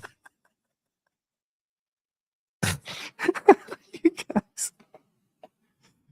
But whoever wins this duel, Teague gets the super duper prize of a free year's worth of bananas and rice. Everyone. Anyway, all right, Metallus, what's in your twisted tin mind? A dual space ghost to prove once and for all who's physically superior. And then he does like this Iron Man competition move where he's going to bend like a big metal nail or something, and he bends this indestructible bar of strontium I into don't know. scrap metal. Okay. Adamantium. He bends the adamantium into nothing. Just call it a big ass bar. Yeah. move on. Well, all right. Now you made a comment earlier about how you thought for just a minute Space Ghost wasn't really thinking, and then I kind of tried to defend him. I said, yeah, it's probably just his ego, which is irrelevant because he wasn't thinking. Correct? Right? Maybe. Just because his ego got in the way doesn't mean that he can't think about how I maybe get a little more tactical. Vitalis says, take off those armbands. No weapons. We're going to go knuckly knuckle. Mono. And then I'm kind of thinking, hey, you're made of metal, dude. And why would he voluntarily disarm? Yeah. Like, why would he agree to this physical bout? To a 15-foot guy made of metal, or at least dressed in metal in armor. To me, it doesn't look like the glove's going to fit. And when the glove don't fit, you must acquit. Yeah. Therefore, don't take the bait, Space Ghost. Come on. But humor moment here. We go back. It's kind of funny here. Can you go back? No. I'm saying we cut back to the this underground cavern area. What's funny is Space Ghost flew all the way from where he was, all the way down the corner really fast. Zorak's running down the 10-mile carry trying to find him. He's got to catch up. He's on foot. Right. And I'm thinking, well, doesn't he fly? And by the way, I want to shout out to, again, D-Bud. He says that Jan and Jace do not have superpowers, as I thought that they only had gimmick stuff that Space Ghost gave them. Yeah, they don't do much. They're supposed to be smart. That's it. But Zorak is trying to run down the track. This is funny, dude. The big guy turns on him. Just snatches his ass up. Right. You see it over here to the left in the monitor or in the window? Oh yeah. Rosie O'Donnell just snatches him right up. He's got him. And Brack's like, this is getting good. Have a good one, Gap. Sleep well. Gap's leaving? All right, man. Sorry it took long. This was a long issue. And Gap, if you're there real quick, if you want to speed to the end of this after we get done, there's a really good 5-page article from the story guy talking about all the art and Space Ghost stuff. And there's actually some old drawings of Blip and Space Ghost and an Alex Toth one. It's at the end. It'll be at the end. All right. Take care, man. Have a good one. Yep. So Metalis is indeed a worthy opponent, but only I can destroy a Space Ghost, says Imperious Leader. 2 kids say, "Who are you?" Yeah, I've got Brack's voice in my head sometimes from the show, and it's so funny. He's like, this is getting good. And then they're like, who are you? Where did you see that, JT? The kids up there in the cage, in the bird cage. Who are you? Yeah. Good one, dude. Good one. Then he says, "This is who I am." And then I can't believe my eyes. It's impossible. I am a Senate. And then he puts his cover back on. Yeah. Yeah, he puts it back on. And even Blip is like, "Ee." So you're like, this is all right. Got a little suspense, and it's gone. Yeah, we thought we were going to get this big reveal and we were going to get some real story here for a minute, right? Instead of just punching. Yeah, well, I thought if I hadn't known how many pages were left, I was going to say that there was 5 more pages. I thought we were going to go to like part 2 or something, but then I remembered it's a one-shot, so I knew it was going to keep going. I was like, that's right. There is no part 2 because this would have been a good time to like, we're going to do a second one. So back to Space Ghost and Metalis, right? Yeah. Well, he falls for the ruse of take off your bands, dude. And as soon as he takes them off, he's not even looking at Metalis. He's like eyes locked on setting the armbands down. And then he just gets cold cocked. It's a lot of sucker punching while he's going in on. mid-sentence. Yeah. Jan or Jace go, pow. I thought it was great. It's like, well, that's what you get, man. You turned your back on the guy. You took your power bands off. And then, like a good villain, Space Ghost gives him a good judo flip. But he's complaining that he got caught not looking. It's like, you can't do that. When did that happen? You're looking right at him. Yeah. I was a little confused on that one. I think that's a mistake in the lettering there. Yeah, but he called him a conniving dog. Like, wow, where did that come from? Yeah, Yeah, it caught me when I was looking, but somehow or another he grabbed Space Ghost by the ankle, throws him down, and then he's gonna bane. He's gonna pull the bane on him here. I'll break you, Batman. What do you think about that? Still there? Yeah, I'm still here. Sorry, I'm trying to catch up. Am I going too fast? No, I was just a half second behind. Oh, yeah. He grabs him, throws him, picks him up like Bane. Yeah. And now he's a good 15 feet tall, and just launches him. He doesn't break his back on his knee, though, like Bane does. No. That would have been a little too much for this one, I think. Because even though he picked up that beam from before, he never connects with it. The worst you get is those sucker punches. Oh, poor Brack got the worst. So then you have Lurker here who likes to thieve. And when it's over, he wants to loot the body like an RPG. Yeah. Yeah. And he says, what are those? Like the old Vine. That Vine might be from 87. It's so old, who knows? Our band. Yeah. I'm watching the chat too. So, of course, he steals the things because apparently he's a little, what did you call it? When you steal? Just you can't help yourself. Go in the grocery steal. What is that? A kleptomaniac? Kleptomaniac. I almost said something else. No. It would have been really bad. Yeah. That's why I asked. I knew it was wrong, but it almost slipped. And he said, I thought we were going to do this without weapons. I lied. Yeah, of course. We all saw this coming. Yeah, right? You're fighting a guy hand to hand in a damn armored suit to begin with. And then you trust him?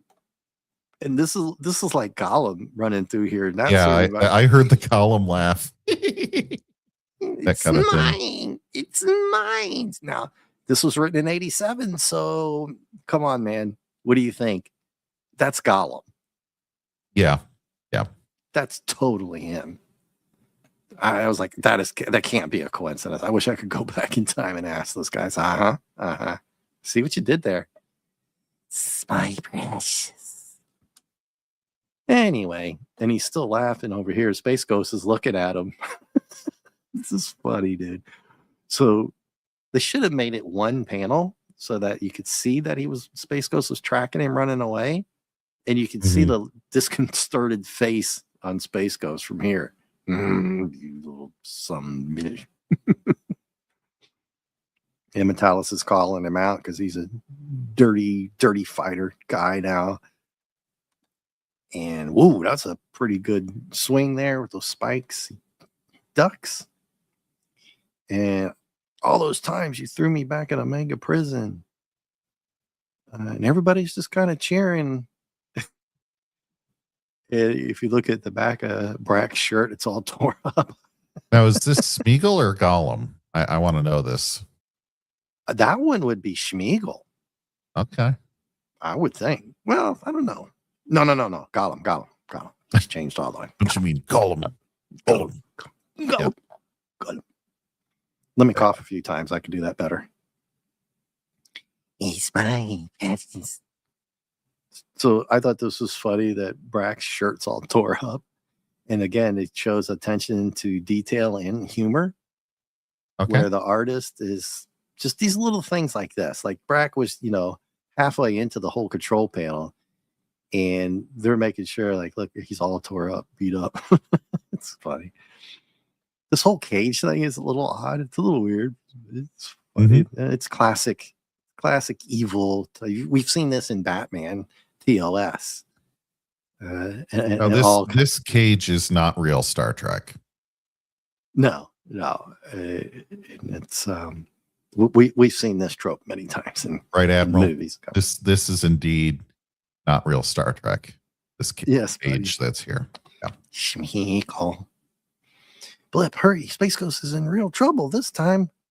And Blip lets him out. So now, if you think about it, who's done the most helping through this whole? It's Monkey. Blip. Yeah. Blip is showing out, dude. He's hitting buttons. He's helping him. He even took on Metalis by himself. I mean, not smart, but brave. Standing up for everybody. So D-Bud told us they don't have any superpowers, so I don't know what they're going to do. I think they're just talking trash here, JT. We're going to go help them. And I'm like, you got a wrecking ball or something around you can hit Metalis with? This is what I'm thinking. What good are you? You going to hit him with something? Like what? And Metalis is getting one up here and kicks the shit out of him. Yeah, Space Ghost is really catching it. Space Ghost was just a front. That's a good one too. That's the comment of the night right there. Teague's backdoor comment was funny for the show. Yeah, that was good though. Teague, D-Bud, yes, for the comic show, that's funny. So you both get top rates. These canisters, there might be a chance. So he's obviously going to duck or jump out of the way. Right when you get this this end of the second age punch. Yep. Coming right for him. Yeah, well, the only thing that's missing is a ring. Yeah. So tell me that this isn't Lord of the Rings, everybody. It's Arathorn, right? Or Isildur. No, that's Sauron. Oh no, that's Sauron and then Isildur, right? It would be Isildur, yeah. Yeah. And so now I'm kind of interested in going back maybe a third time and seeing if there's even more Lord of the Rings references, because come on, with Schmeagol there, that's definitely you nailed it, JT. Now finally, I mean you're convinced now it is as well. That's Sauron, but Metalis I think has been around probably from the show D-Bud, if I'm not mistaken, which would be around Lord of the Rings time in the 60s. They would have been able to take it off that as well. So. Well, so he gets frozen. Yeah. Well, I thought he was going to throw it at him or something. So Space Ghost he's smart when he's fighting. He's thinking he uses Metalis to freeze himself there. Cryogenic gas. Yeah, you're right. He froze his ass up. Yeah. Now he's got to try to go find his power bands, but like you said, it's hectic, dude. Right on to the next one. Boom. Here comes Spectre. And do you want to read this? Very clever, Space Ghost. I would have thought of that. In fact, I did. What? I know all your secret, Space Ghost, including your powers, how your powers work, and how to neutralize them. Because how do you know so much about me? Because I am. They're like, what the heck? So are we pulling like a David from Alien, or not David? That's the other one, the later ones. A bishop? Well, I'm really thinking that he might be a replicant. Yeah, I think he's a bishop type of thing here. At least this is what I was kind of thinking. Because now I made the joke about Wayland Yutani, but now maybe I'm not that far off because this was 87. And are they Hashtag ripping? Space Ghost is a replicant. You're gonna throw somebody into a real hissy fit. You know what I'm talking about. Anyhow, you're wondering what RobCorp was up to all this time. They were constructing me, and then we get some real big speech boxes here. You were right. That saucer crab was sent to gather data about you. So that was the saucer crab from before, where we were like, why was that there? So now they kind of tied it in here. 20 pages later, after we were like, what was all that about? We had no clue. And then when we saw that they had sent the sunken messages, then we realized that the first one was the setup from him, right? Because I was confused. That whole space thing was confusing. Anywho, it drew you inside, and at moments siphoned every thought from your mind. So, and photographed every cell of your body. So they got his DNA, did a little hollow scan on him. And even though as the laser cut through its hull, it relayed the information, RobCorp, and from it, they made me an android program to destroy you and take your place. So he is a replicant. Yeah. And so that whole space crab thing was just like you call it, we got a cut back story here. Yeah. Then you said cut back earlier. So it explains it all. And look at all these Kirby type things here. Yeah, no, this is a cool page. You can tell they spent some time doing it. Again, the supercharged illustrations really soup up, I guess, what you call an otherwise a 1960s comic into something really cool. Yeah. This painted, whatever they did after the inks with this painted color thing is pretty cool, pretty awesome. And then like him, he's standing there like, oh, but that was when he was back. We didn't see all this. This is a flashback and kind of like a Highlander type thing here. And he says, did you read this when the laser cut through its hull? Yeah, I did. Okay. I totally missed it. I thought that you had. And because I skipped that part before the second one here. I read the first one, kind of breezed through it. So what would have been funny is if he would have said, I know all your thoughts and all the skeletons in your closet. How you had a dull till you were 16 and peed the bed type stuff. But no, they didn't go. Anyway, being mean to him. And yeah, so then he's also revealing he absorbed his powers through some type of transitive property. Buddy. Sorry. And so you have real Space Ghost running away from replicant Space Ghost. But if I'm going to beat him, I'll need plenty of room. So he's got a plan to beat his android copy. Yes, so he can fly without his power bands. Like I think I mentioned last week that he has the ability to fly. I'm not going to get into the detail whether I think that he can do it without power bands. I guess it's his suit because so, but he can. So they're off and about to go fight, like you were saying, JT. But they go way out there, and then here comes the saviors, Jane and Chase. Yeah, Captain Obvious people here. I'm gonna start calling them Captain Obvious #1 and #2. But which one is Space Ghost? I can't tell. Yeah, we knew that was coming. Yeah.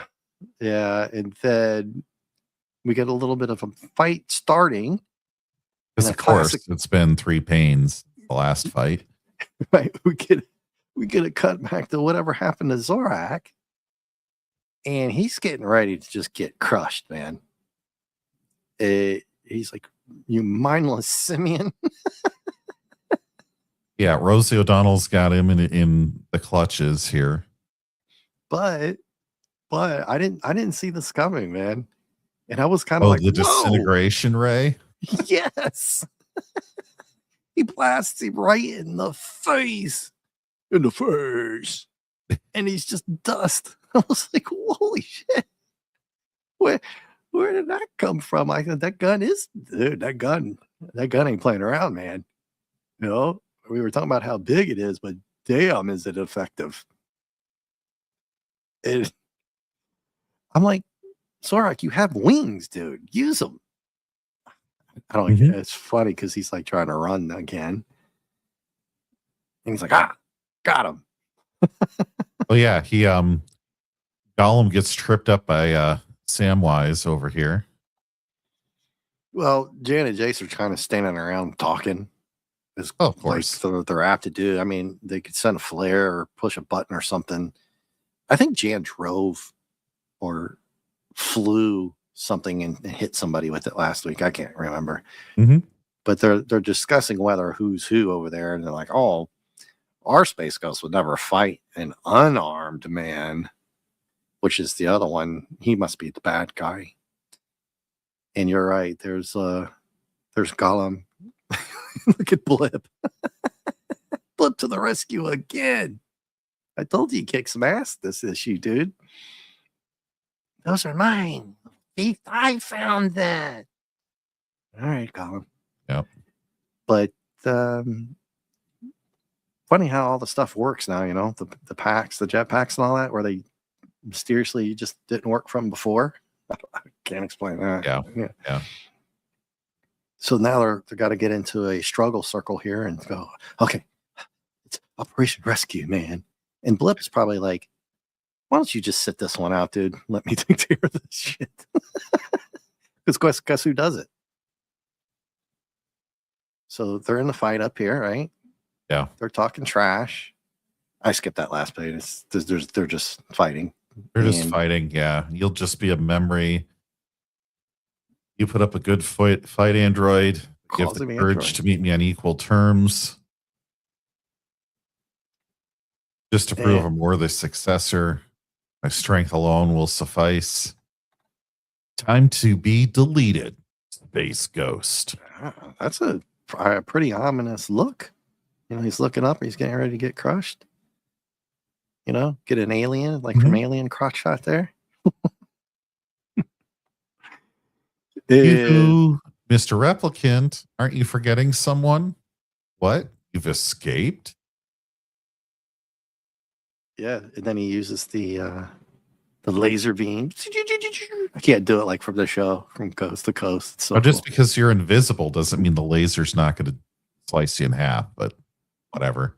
Yeah, exactly. I was like, if that would have hit you, Admiralty, it wouldn't have mattered. One of the things I did want to comment was the duo here.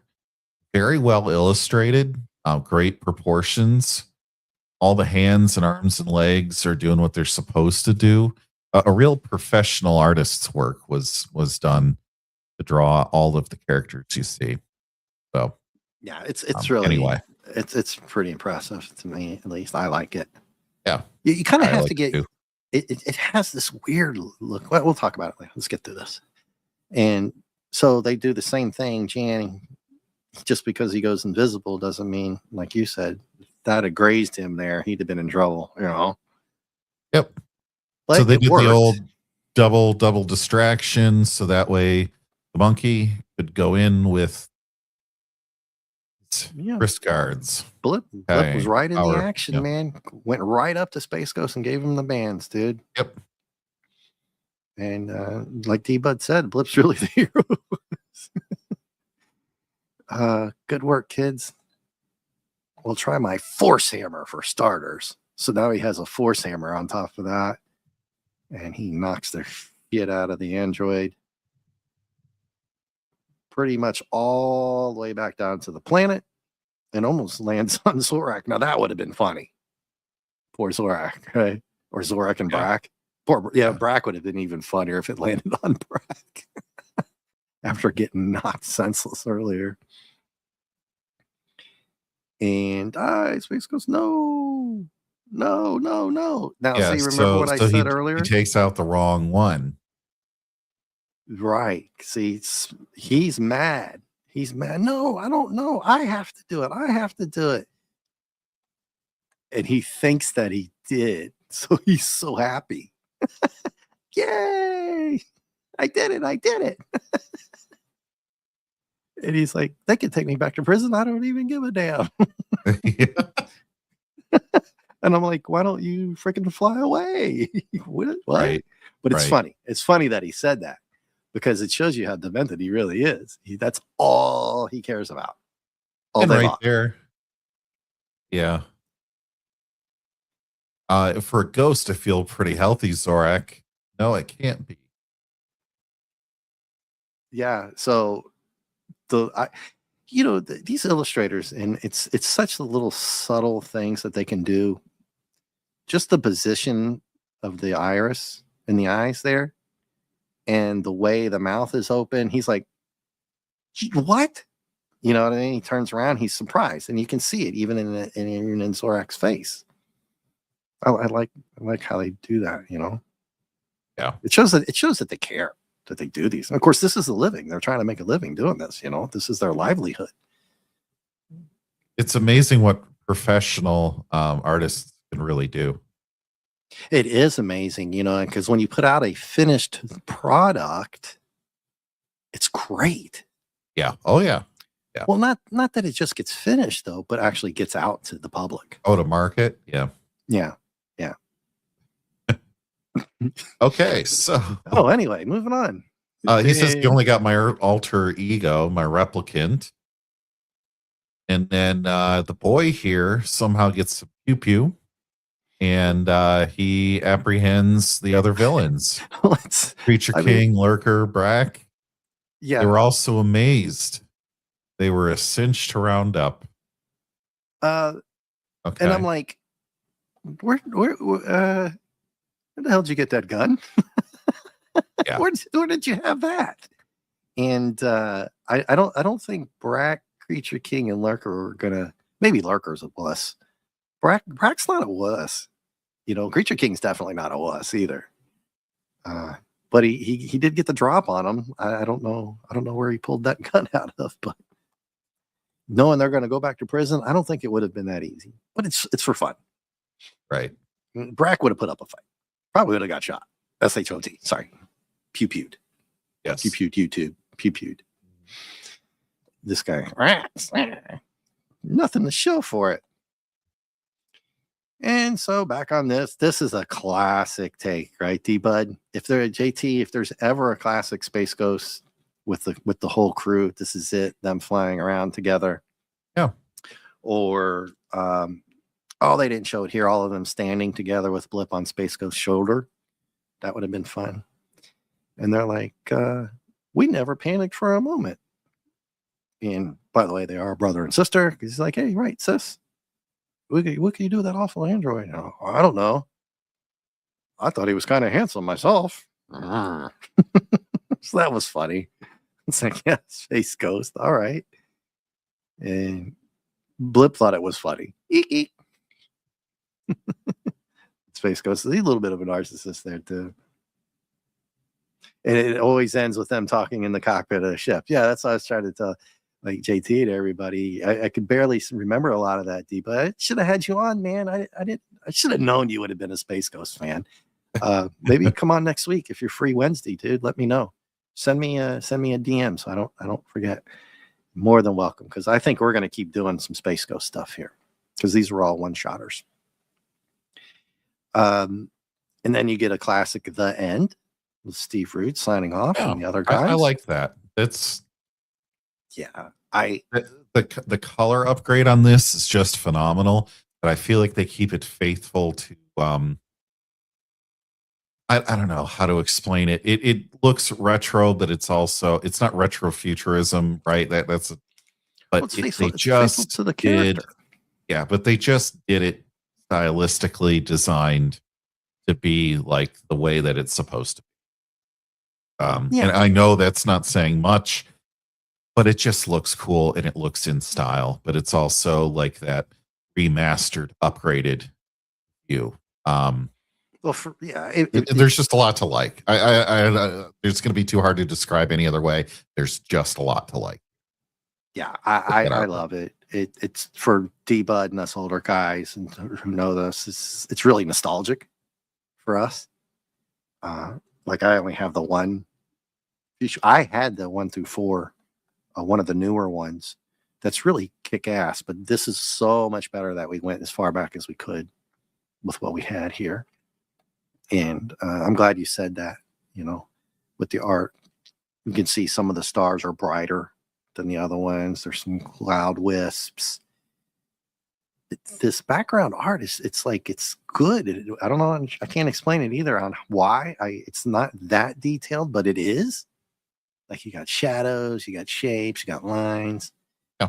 And you look at Space Ghost's feet here. What do you see? Because you brought this up earlier. Well, in front of him. Oh, a shadow. Yeah. They took the time to put that in there. So these artists back then really took the time, and they had some ingenuity, and they were bright themselves, like mentally bright. I bet they could have made some really good movie like directors for angles and types of different shots and stuff like that. But then again, they probably worked on the cartoon. And speaking of which, segueing in, so hey, D-Bud and everybody, and buddy, this is the part I was saying before. You might, we're not going to read this all through. JT, this is 5 pages. Yeah, I was leafing through it. There's a lot of we're going to breeze through it. Story about the 66. Don't go away. Space Ghost. Yes, thank you, JT. Thank you for bringing that up. So right away they talk about that. I didn't mean to steal your thunder there. Did you want to make a point about that? No. Go for it. Yeah. Okay. So because I was really quick, just want everybody to know that I'm going to show this so that you can read it. But I'm thinking I might make a little video of this anyway. But it's going to be in here. So they do bring up the 66, but I know where Steve Rude and I were. This is Mark Evanier, the other story writer, in front of their respective TVs, thousands of miles apart, at 10:30, talking about the new adventures of Superman and the premiere episode of the Space Ghost. I wasn't even born yet, even me. You know, I wasn't even born until 16. Hey, RTZN. Hey, nice to pop in, dude. Hail RRT said, good to see you, sir. Dave, Six Nations starts next weekend. He is selecting France or England to win. Well, dude, don't forget, man, that first game is France-Ireland, and it's on a freaking Thursday afternoon. You might want to check that schedule, dude. Yeah, I'm not kidding you. It's on a freaking Thursday afternoon, man. So you need to go check. You need to go. Well, maybe not for you. And Ireland's lost like eight starters. This is rugby. Just rugby, international rugby. The Big Six Nations tournament kicks off next week. And one of the French props, he's going to have to retire. Unfortunately, I didn't know if you know this, RTNZ. Antonio had a heart attack. And he's in the hospital. He's okay. But he's going to have to retire. But Ireland has lost like 8 players. One guy got suspended, and a couple they're all hurt, and then the replacement guy got hurt. So they're calling up some kid, JT, for Ireland to play in the pack, the big boys, right, against France. And he wasn't even a top-tiered league player, but apparently he's good enough. And then like 4 other guys got hurt. Our whole back row type guys, like wingers, we call them, back end guys, all 3 of them are hurt except one other one. Nice. Now some of the replacements are good though. I mean, they can start. You know what I mean? That's how good they are. Sometimes you just pick one over the other, flip a coin even. But if they go down, they're going to be in trouble. Anyway, you got me going on the rugby, man. Okay, so here's what I was going to show everybody. And thank you, JT, for bringing that up. The 66 in the cartoon, D-Bud. You're going to love this picture. In the top right of this, they talk about Hanna-Barbera was the largest animation studio back then, because by the time I was watching cartoons, 7, 8, 9 would be mid to late 70s already. And there's one of my favorites, JT, Johnny Quest. And because of all you guys know that I'm a big Venture Brothers fan, and we won't get into that right now. We'll be here for another 3 hours. So yeah, there's a lot of topic in here. This is very dense. Like this article has so much packed into it that this is a whole show in itself. Bobby would just be looking at this, talking about it for hours. Oh, dude, you get Hungry Boy, me, you, D-Bud, and a bunch of us in here, buddy, everybody in the chat right now. We could talk about this stuff for 3 hours, just this article. It's 5 pages. All right, but I want to show you the pictures and the artwork, the fact that they brought up Johnny Quest.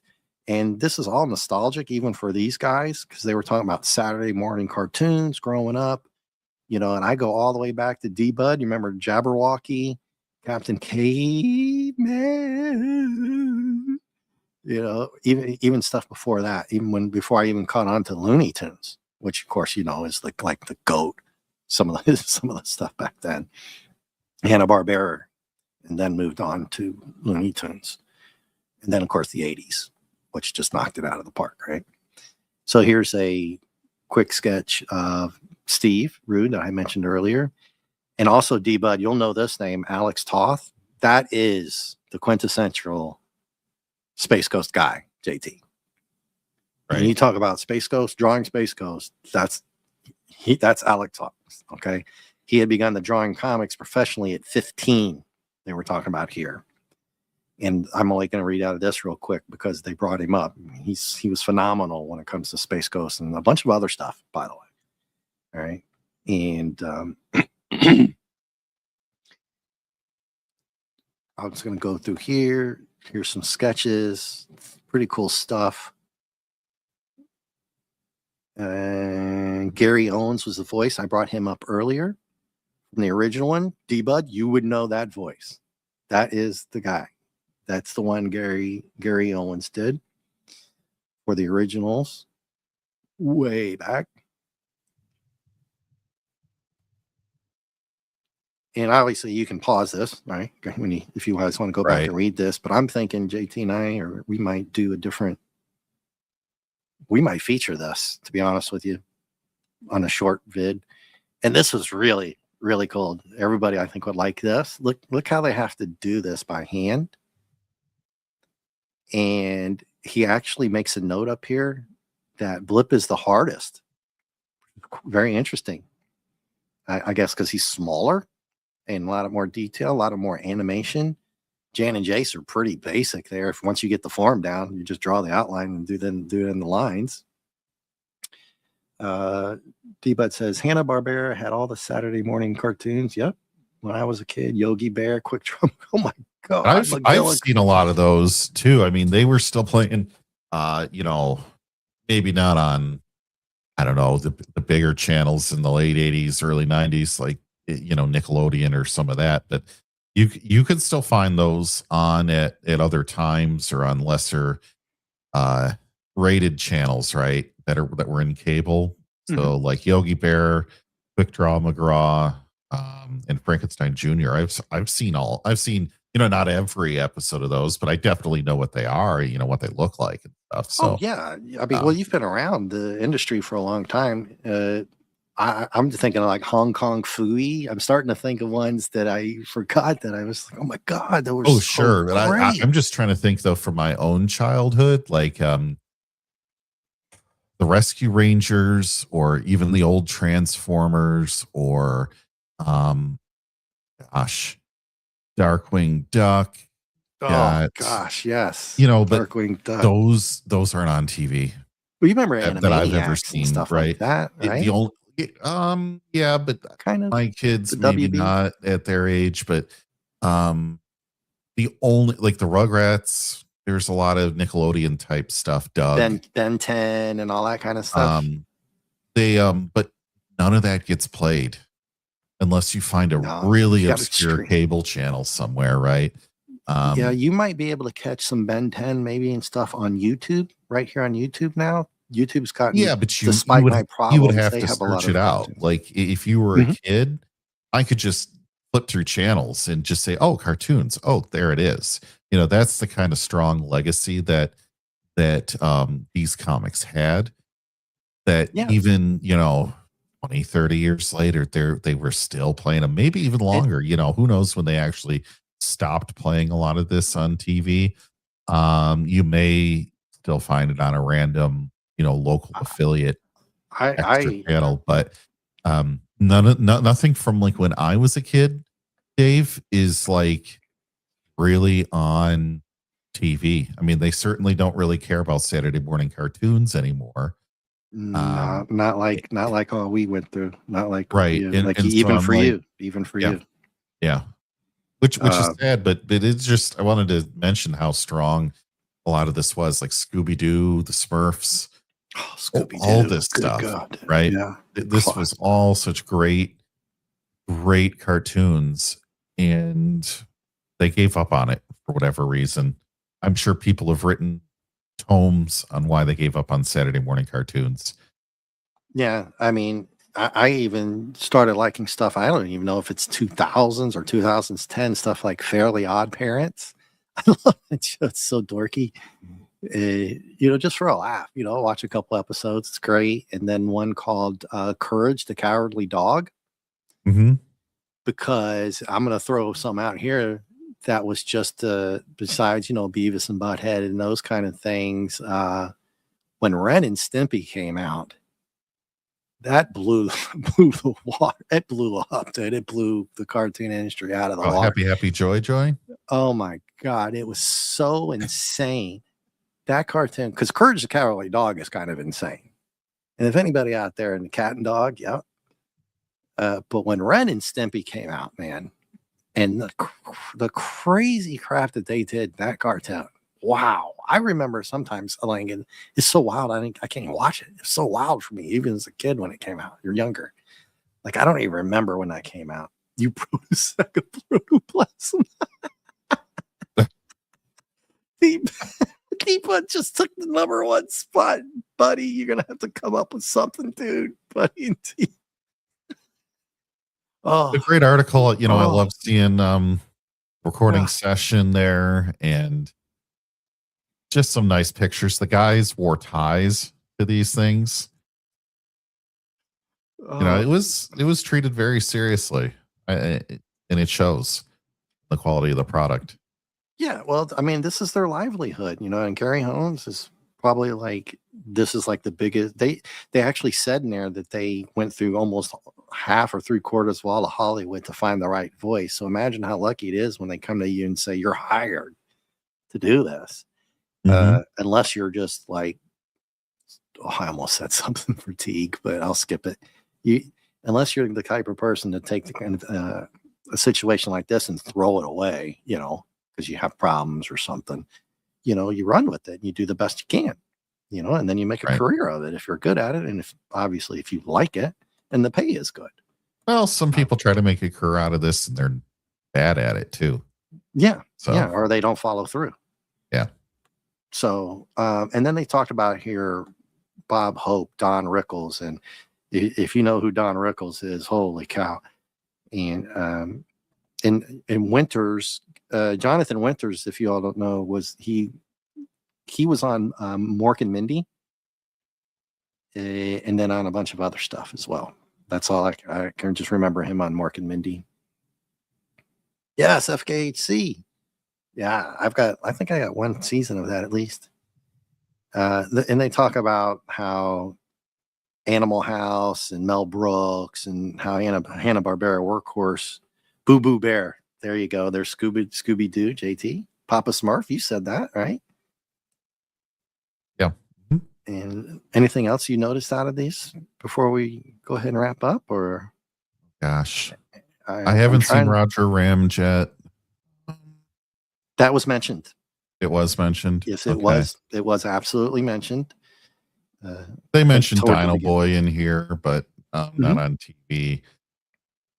Yeah, and they talk about Metalis and Brack, and there's terrific secret headquarters and how they develop. This is a really good article, everybody. I suggest going back, and it's awesome. Just way too much for us to do here. And then they came out with this Space Ghost.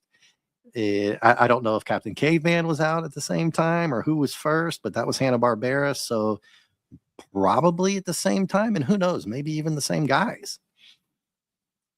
But the Space Ghost and Captain Caveman things are just, they're iconic. Like Captain Underdog. Never fear, Captain Underdog is here. Here he comes to save the day. Yeah, I could go on and on, dude. The more I remember, just go on and on. We should just do a rambling show and bring you guys on. Everybody in the chat now should just come on. All you lurkers as well. Now, this is Alex Toth. And this, dude, if you had the original of this, I have no idea what it would go for. I mean, look at his notes that he really wants to make the best looking character. We go with this note emblem, none on the chest, center. You were talking about highlights and how the sun was behind the characters earlier. Metalis, remember that, JT? And then how I saw that there was shadows and stuff. He even talks about it here. Vote the rim highlight around the hood. That sometimes cartoonists would put that in there, and it kind of doesn't look great. So he's trying to vote. Maybe he's getting people to say, do you want that or you not want that? So this is a really good sketch. The power buttons are on the metal sleeves, 3 per sleeve, no belt garter, just all kinds of really, really cool shit. May of '66, man. And they said something about 87, right when I graduated high school is when this was written.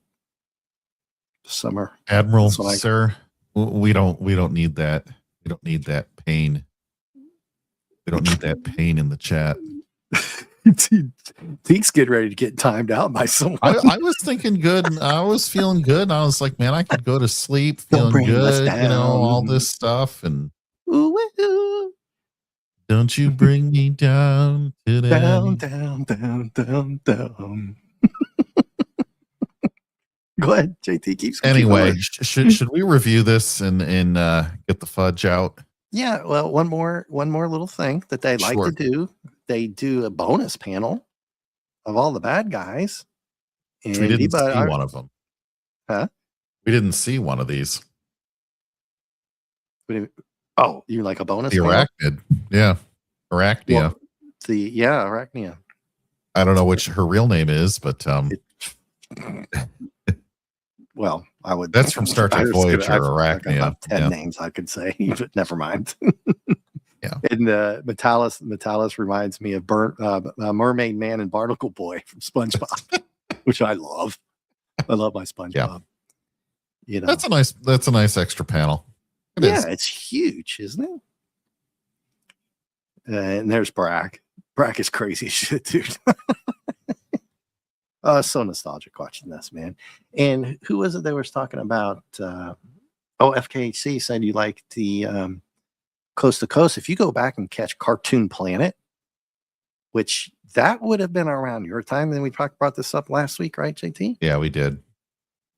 FKHC 2005, if you would like that. And then, the voices, George back then, and then George Lowe coming up after all these, and then taking over for that. It's just so iconic, right? Like Kevin Conroy and Batman Animated TOS. And then, of course, Peter Cullen and dang it, who's the other guy from Transformers? And, you get to know these. And Ironcaster was talking about this the other day, and I was like, if you guys get going, you're not going to stop. Start bringing that up. All right, JT, time for a review. Yes. You want me to go first? If you, I could go first. It doesn't matter. I was reading the chat. I'll go first. Yeah, I was just typing something back to our TNZ. So this book is a one shot, right? And it's a very, very long time between 66 and 87, right? Well, at least it came out in 87. They might have been working on it for a while with the pages, but I think they felt like they had a duty to keep loyal to the original art style if they were basically taking the assets from unreleased material. And their credit, I think they did a phenomenal job with the artwork on about 95% of the panels that we saw. Some of them did still suffer from the blank color background. And thank you, Tim FKHC 2005. I was wondering who was still listening. I did say duty. Thank you. I missed it. So from that perspective, you know, the artwork, great. You know, I think it was faithful. I also feel like we got a remastered feel to it. Kind of like when you would go from TOS to the TOS remastered, you get a beautiful uplift without it ruining the original, in my opinion. So I really enjoyed that. It made it a little bit more readable, I think, too, for the quote unquote modern audience that might be more accustomed to more colors in blooming shadows, that kind of thing. Going to the story, it was not a 50-some page story. It was probably a 23-page story that was strung out way too far. I feel like despite that, it was also rushed. We found that one page where they skipped like 3 pages, left them on the cutting room floor on accident. They didn't make it to press. I don't know what that was, but we did find that huge plot hole where people were just one panel doing one thing, the next panel completely not in the right spot. That's an obvious mistake that should have been corrected. So that's going to take off some of my grade in the end. It will. I think the fighting was just too much, just way too much. And that made this such a long book to read because of that. I mean, every page someone was fighting, it seemed like. And we don't need that for these characters. We don't need that for the story. I would have wanted to learn much more about Lurker or Space Ghost or See the Monkey, kind of do some more devious stuff instead of all the punching and kicking. And yeah, punching and kicking is fun in a comic book. Sure, it has its place. Was it really worth it having 3/4 of all the pages having some sort of violence on it on the screen on the page? No. So it's a mixed bag. I think it really is a mixed bag. If this were to start off an entire series or an entire run after this, I would say it's a pretty darn good intro. However, it doesn't, right, Dave? This is just a one-off. Yeah. It's just a one-off. So for that reason, my expectations are a little bit higher that you're going to tell much more complete story like a movie. And this just doesn't do that. So my final grade, I'm going to give it a B+. I should have wrote it down so I could guess. Oh, jeez. I was going to say B-. Oh, no. There was enough to like in this. I give it a B+. Yeah, it wasn't a painful story. I wasn't groaning at any point. So no, there you have it. Pretty much, yeah. Like I found the artwork was really, I started liking it more and more, and then I found it more interesting that they did this painted colorist guy, Ken Stacy. That I'm glad I wrote it down and picked it up earlier, probably because I wanted to see who was doing this. Some of the gaps in there, like them being outside when they were supposed to be inside, it was like confusing. When he got the first radio message of something going on there, I must not have read that deeply enough to know that wasn't the actual bad guy breakout, Zorak breakout. It was the setup guy. And like he went into that ship, but it took like 20 more pages before they finally revealed that's why he was pulled into the ship. So that whole time you're like, what was that all about? I mean, they did explain it, so I was happy for that. Like that's how he stole everything, because he was in that thing there, those two things, and we thought they were trying to squish him, but they were actually fooling us as the reader, because that's where the bad guy was. The android was stealing everything out of his mind and his attributes and stuff like that. So the callback to that was grateful, to say the least, because then we figured out what the heck was going on. But it drug out too long, which makes it difficult for us because I can catch myself sometimes going, you know, I'm like, I feel like I'm being like, I gotta liven up a little here or something. You know what it You is? know what I mean? If it's that length, drink some the plot coffee is or so something. light. Yeah, if you're just sitting here reading it to yourself, the plot's so light, you just could read it 15, 20 pages, set it down, and read it in like 3 sittings. And you wouldn't really forget much of what happened because honestly, outside of fight scenes, not a whole lot happens in this book. Yeah, and God, there was so many fights. The one where he gets caught with the gas and everything like that, and then he runs out of there. He gets out of there, and then all of a sudden he's fighting the big 3 monsters, which kind of turned out to be funny because the big gorilla one grabbed up Zorak, right? But that initial fight was kind of like it was kind of pointless. You know, he zapped the one guy, the one monster, and then, you know what I mean? Like you were saying, it's just that's like 3 or 3 pages, 2 or 3 pages. Didn't need it.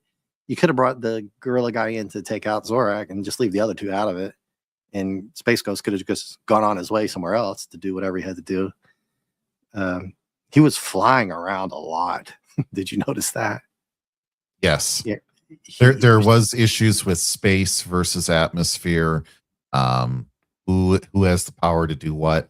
How do the kids, the monkey, get to just fly around in space without space helmets on or a spacesuit? Yeah. So yeah, you could have took this 44, 45 pages, 43 pages, easily trimmed it down to like, I'd go around 30, right? 32. Okay. Easy 10 or more. 10 or more, and still had a kick ass funny, because those funny parts were Zorak knocks the shit With the out monkey? of Brack. No, Brack, when he punches Brack, he finally snaps and it knocks him all the way into the console. Halfway that had me rolling. And then the monkey one. Monkey wrench. The monkey wrench. Yeah, get it? Monkey wrench. Yeah. There was multiple layers of humor on that. That was so cute and funny. It was hilarious, dude. I laughed. Blip is the man in this episode. But then he started catching on to all this Lord of the Rings stuff. I'm like, no, wait a second. And then you caught on. You said something about Metalis looking like, you know, the fight between him and Isildur, Sauron, and this. I was like, right. Yes, he had some Sauron look to him. And in the book, it really was from the book, not from the Peter Jackson films, which are obviously 2 decades after, right? I have the original. Well, not the original one. They're definitely. I felt like there was some influence from Lord of the Rings, don't you? Oh, definitely. If that's not Gollum, then you can't pay me. You can't convince me otherwise. It's mine. He looks like Gollum.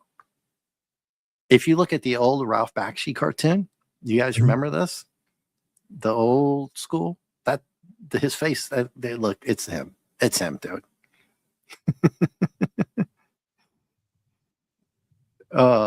Anyway, yeah, I'm gonna give it I wanted to give it an A minus. You gave it a B plus, didn't you? Yes, it did. And I kind of want to give it an A minus, but it just drug on. It drug on too much for me. I couldn't take it. It's like, you know, it's just. So I kind of wonder if because they were doing a one shot, they felt the need to make it larger to sell it. Because what did you say they were charging $350 for this? Yes. And yes, $350 freedom dollars. Freedom in 1987. Yeah. And $4.95 in the Queen's Canadian dollars. Yeah.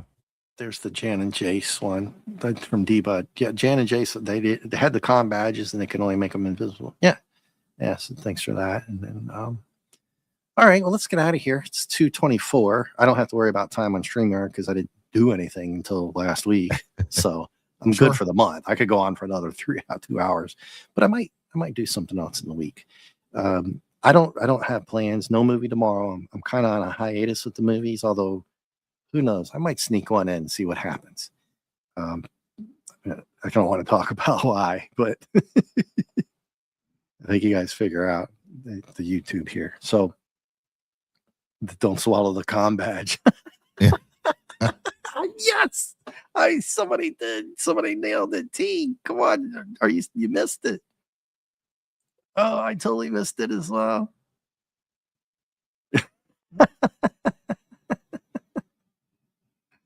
Oh, we're gonna get into some Star Trek here, JT. No, let's not. I've got to keep it in the tank for tomorrow. Yeah, well, tomorrow night you do it. What time?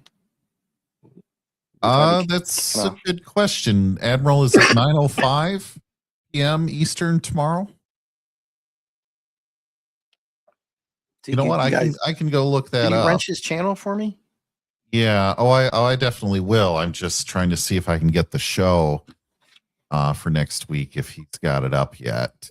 Or I can find it as well. Whoever goes first here, because he has a show tonight as well, I guess. I don't see anything scheduled for the future. However, I will put Admiral T, the Admiral Teague channel. Okay, you're going to beat me to it. All right. 9 or 9:30 not posted yet. Okay, that is just fine. There you go.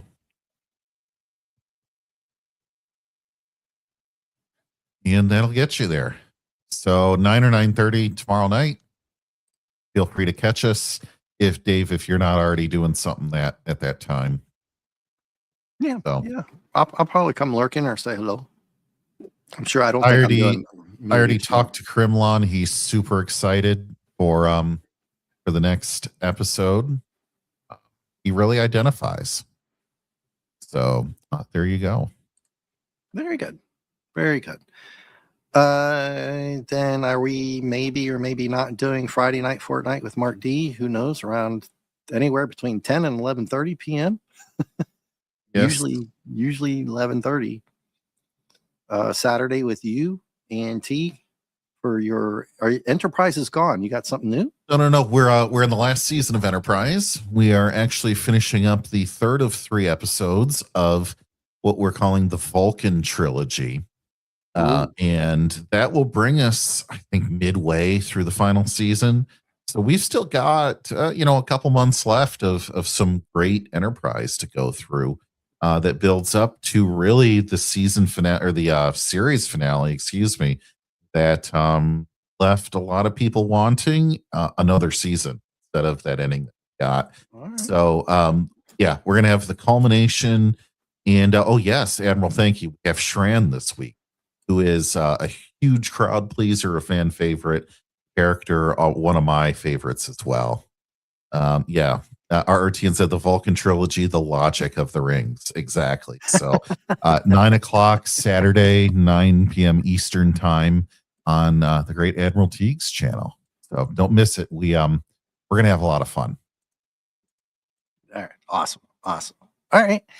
Well, let's get out of here. I'm going to say thank you to everybody going all the way to the back to the front here. We got Dadman Walking popped in. Gap After Dark hung in there for a while. I definitely appreciate that. Yeah. Good to see both of you guys. And then Buddy Hepburn, as always, I love, dude, you come by. And then we had FKHC 2005. Awesome. And also D-Bud. Very good. Come in and spitting some hot knowledge on Jan and Jace for us there. Yeah. Because I was like, okay, I don't remember them ever doing much except every now and then kind of doing something. They're always Captain Obvious or one behind the, doors late to the party.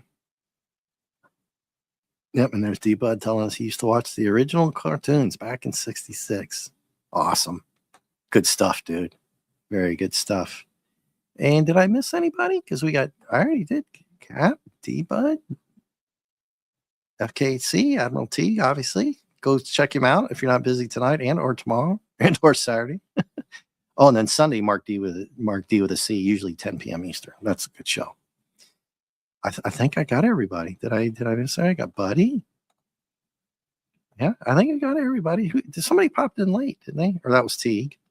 Yeah, we're good. You got everybody. All right, guys. I think we are going to do another Space Ghost next week, and I can actually pull up if anybody's still out there watching. And let me see which one we're going to have, because we jumped all the way 20 years for this one. Space. It might even be another one shot there, T. So we did. Are we getting up into the Cartoon Network ones? Because then we're going to start talking cartoons, dude. Oof. Jeez. Yeah, we'll I might think have to wait about it. till. We'll think about it. We'll pick it later. Yeah, I think it is. It's going to be. It's a one shot. So there you go, JT. A one shot from Cartoon Network, 1997. We go another 10 years, featuring Dino Boy. Oh wow. Okay, that'll be interesting. All right. Yeah. If it changes, we'll let you know. All right. Yes, D-Bud. Night, everyone. Thank you all. You guys are awesome. And if you remember, go back and read that stuff if you want to. JT, any final words? Nope. Let's get out of here. Yep. Good night. Bye. Wow.